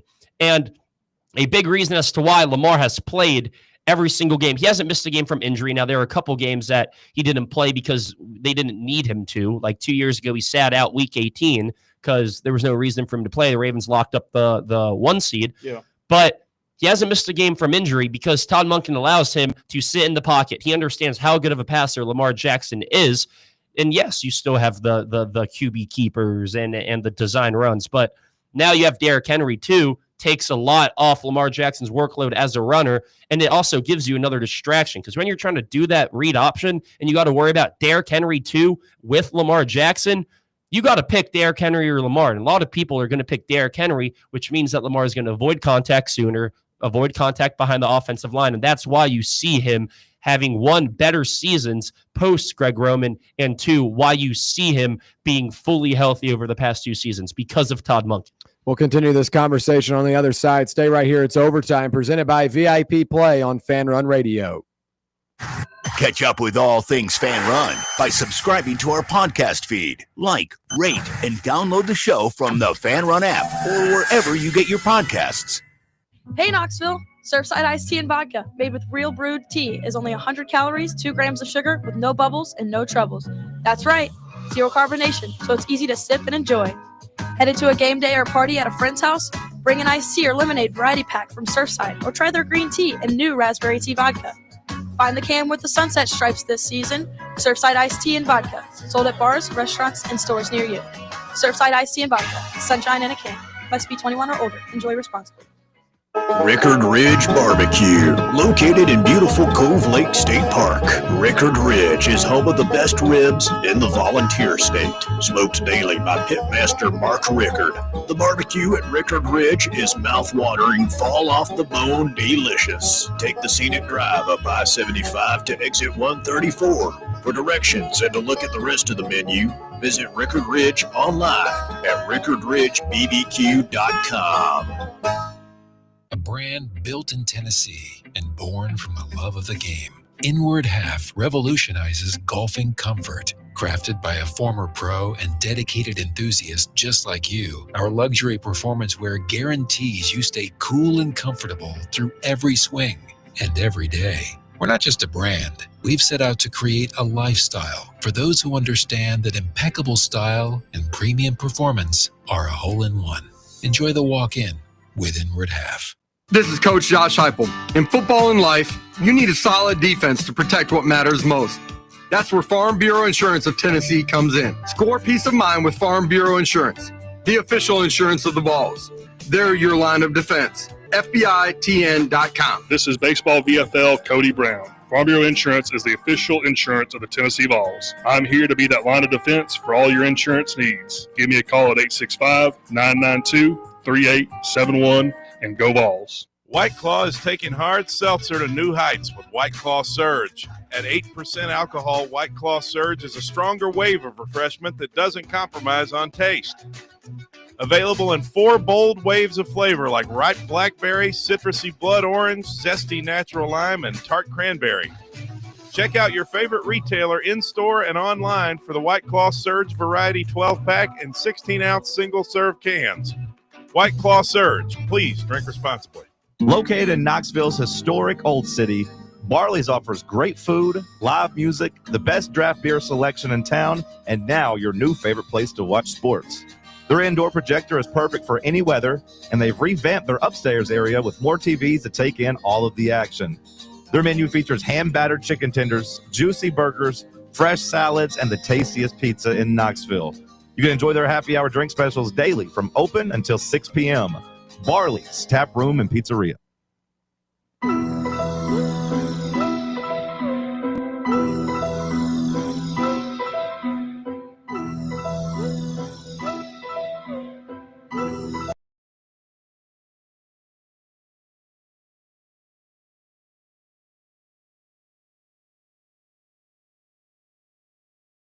of OT.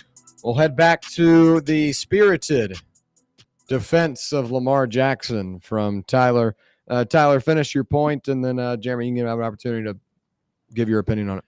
Yeah, I mean, overall, I don't expect this to be a long-term issue for the Ravens. They've done a great job at keeping number 8 healthy. I don't expect anything to change. However, there always is the risk that you handle an injury wrong, right? As trainers, as physical therapists, there's always a risk that, they're not perfect either. So unless there was a massive setback in this short-term recovery process, and maybe if there is a situation where Lamar is just walking down the steps and then he turns his ankle the wrong way or something, then that's something that I'd be worried about. However, you put him in a boot for a week, you ice that thing, you try and get the mobility back, and you see where you're at from a week from today. But overall, I'm feeling confident, feeling optimistic, and I can't wait to see my 3-time MVP get back and play football. For me, look at, not like I had mentioned before, a lot of Lamar's non-injury history these last 2 seasons has been his improvement from passing from the pocket, but also the emergence of his receivers as well. You talking about the play of Zay Flowers, Rashad Bateman. Hopefully this year, DeAndre Hopkins will be able to give some help. Of course, having Mark Andrews, the emergence of Isaiah Likely has been huge for the Ravens. Yeah. So there's been a lot of contributing factors. The point that Tyler brought up in bringing in Todd Munchkin, who I think has allowed a lot of Lamar's other game to be realized, has actually been huge, because now you're not just focusing on loading up the box, possibly with 10, with trying to stop QB power runs and all the different QB design runs that he had. So now you actually have to honor the fact that he can pass from short to intermediate and long as well. Mm-hmm. So I wouldn't still be alarmed with the history early on in his career with injuries. Going forward, I mean, he takes incredible measures to stay healthy. Yeah, care of himself. Yeah. But the thing is that if you've paid attention to him, I think it was his second year that he got to the point to where he put on muscle, but now he's slowly been coming off of some of that weight because of his play. So I think he does a good job, because with his style of play, when you try to play heavier than what you're normally trying to do that, now that's not only wear and tear from hits, but that's wear and tear from you running, spins, twists, turns, and all of that with the extra weight on your joints. So I think Lamar has a good grasp on who he is as a player, and things like that. So it's a combination of so many things. Yeah. I believe that has led to Lamar being healthy these last 2 seasons. Yeah. All right, well, we're out of time for this Thursday edition of OT. Tomorrow we'll have a special college football edition of Overtime. So we will see you live again on Monday, and it will be game week. We'll be breaking down some games from over the weekend. College football is officially back, the best time of the year. Folks, we hope you have a great weekend. For Tyler Barbaras, Jeremy Ensley, I'm William Pattison. We'll see you next time.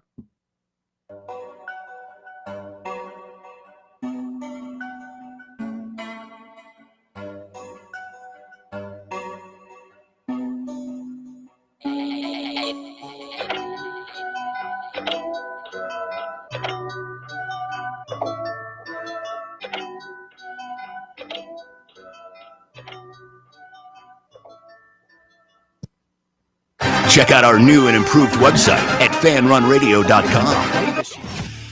You're listening to Jason Smith with Mike Harmon. Weeknights at 10 p.m. Eastern, 7 p.m. Pacific on Fox Sports Radio. The Herd. It's Colin Cowherd. Here we go. Weird sometimes works in sports and in life. The Herd. The Herd. Yeah. It's poetry. Outline your life in pencil, not pen. Yeah. Things change. It's sports. College football fans are freaking out. Oh my God. Need I say more? Total class, understated, just does his job. Yeah. It's The Herd with Colin Cowherd. The public Sports is always right.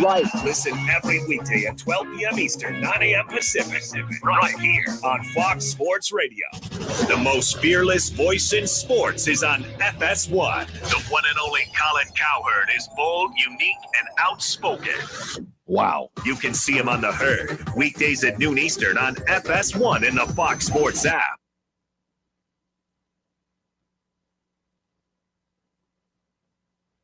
Spirit soared.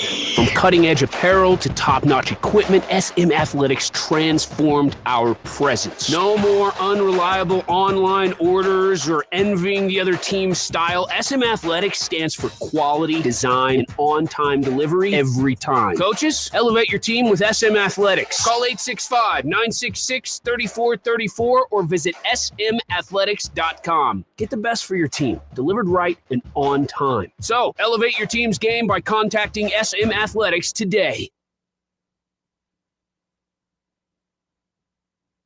On quarterback. Other news in the NFL, Los Angeles Chargers head coach Jim Harbaugh announced that Trey Lance will start Saturday's preseason game at San Francisco. New Orleans head coach Kellen Moore says Spencer Rattler will start at quarterback in Saturday's preseason finale against the Broncos. First game of week 3 of the NFL preseason, the Panthers are leading 3-0, 7 minutes to go in the fourth quarter, and the Red Sox or Yankees are tied 1-1, bottom of the second. I'm Brianna Muro. One guy is happily divorced. One guy is happily married. One guy gets called daddy by his 3 beautiful daughters.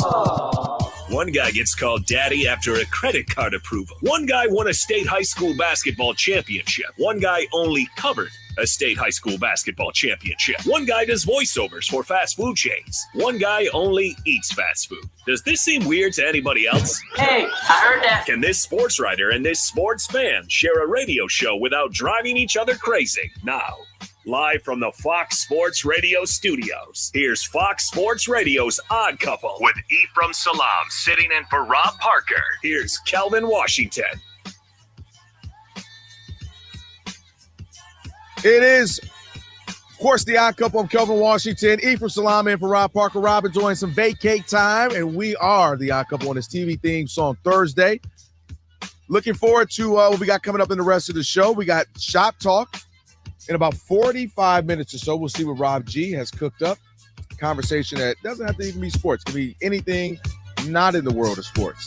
And then next hour, we have Tysher's Tower of Trivia, where we get to I'll be going at it. I don't know if my favorite. Yeah, well, I apologize for this L you about to take in advance.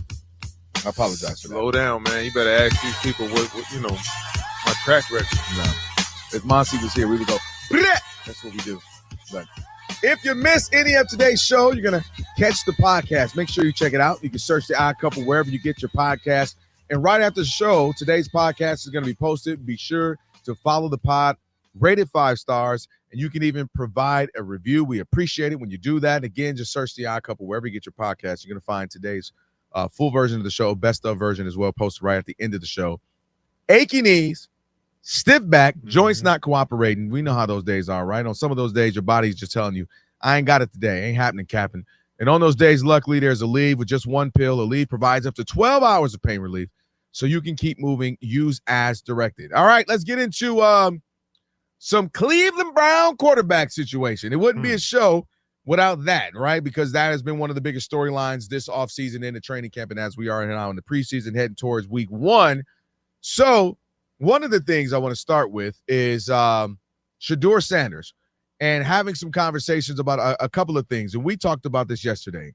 Dylan Gabriel, or was it 2 days ago? It might have been 2 days. You might not have been here for that. But when Dylan Gabriel said that there's entertainers, there's competitors, immediately social media made it be gang.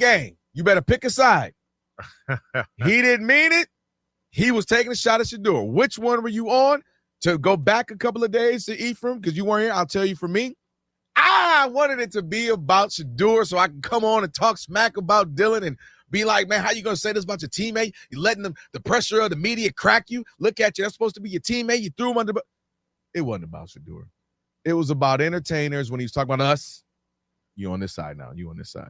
Entertainers and folks who, this is what we do for a living. He was about that. I'm a competitor. And he had been saying that before. If you go back and look at some other his press conference, he had said this before. So I wanted that smoke. I wanted the drama, but it really wasn't there. So I was on that side. You? I think two things, and both things could be true. Okay. This young man is in a real fight. That is true. To make the active roster with someone who was drafted 2 rounds after him. That's a real thing. That pressure is real.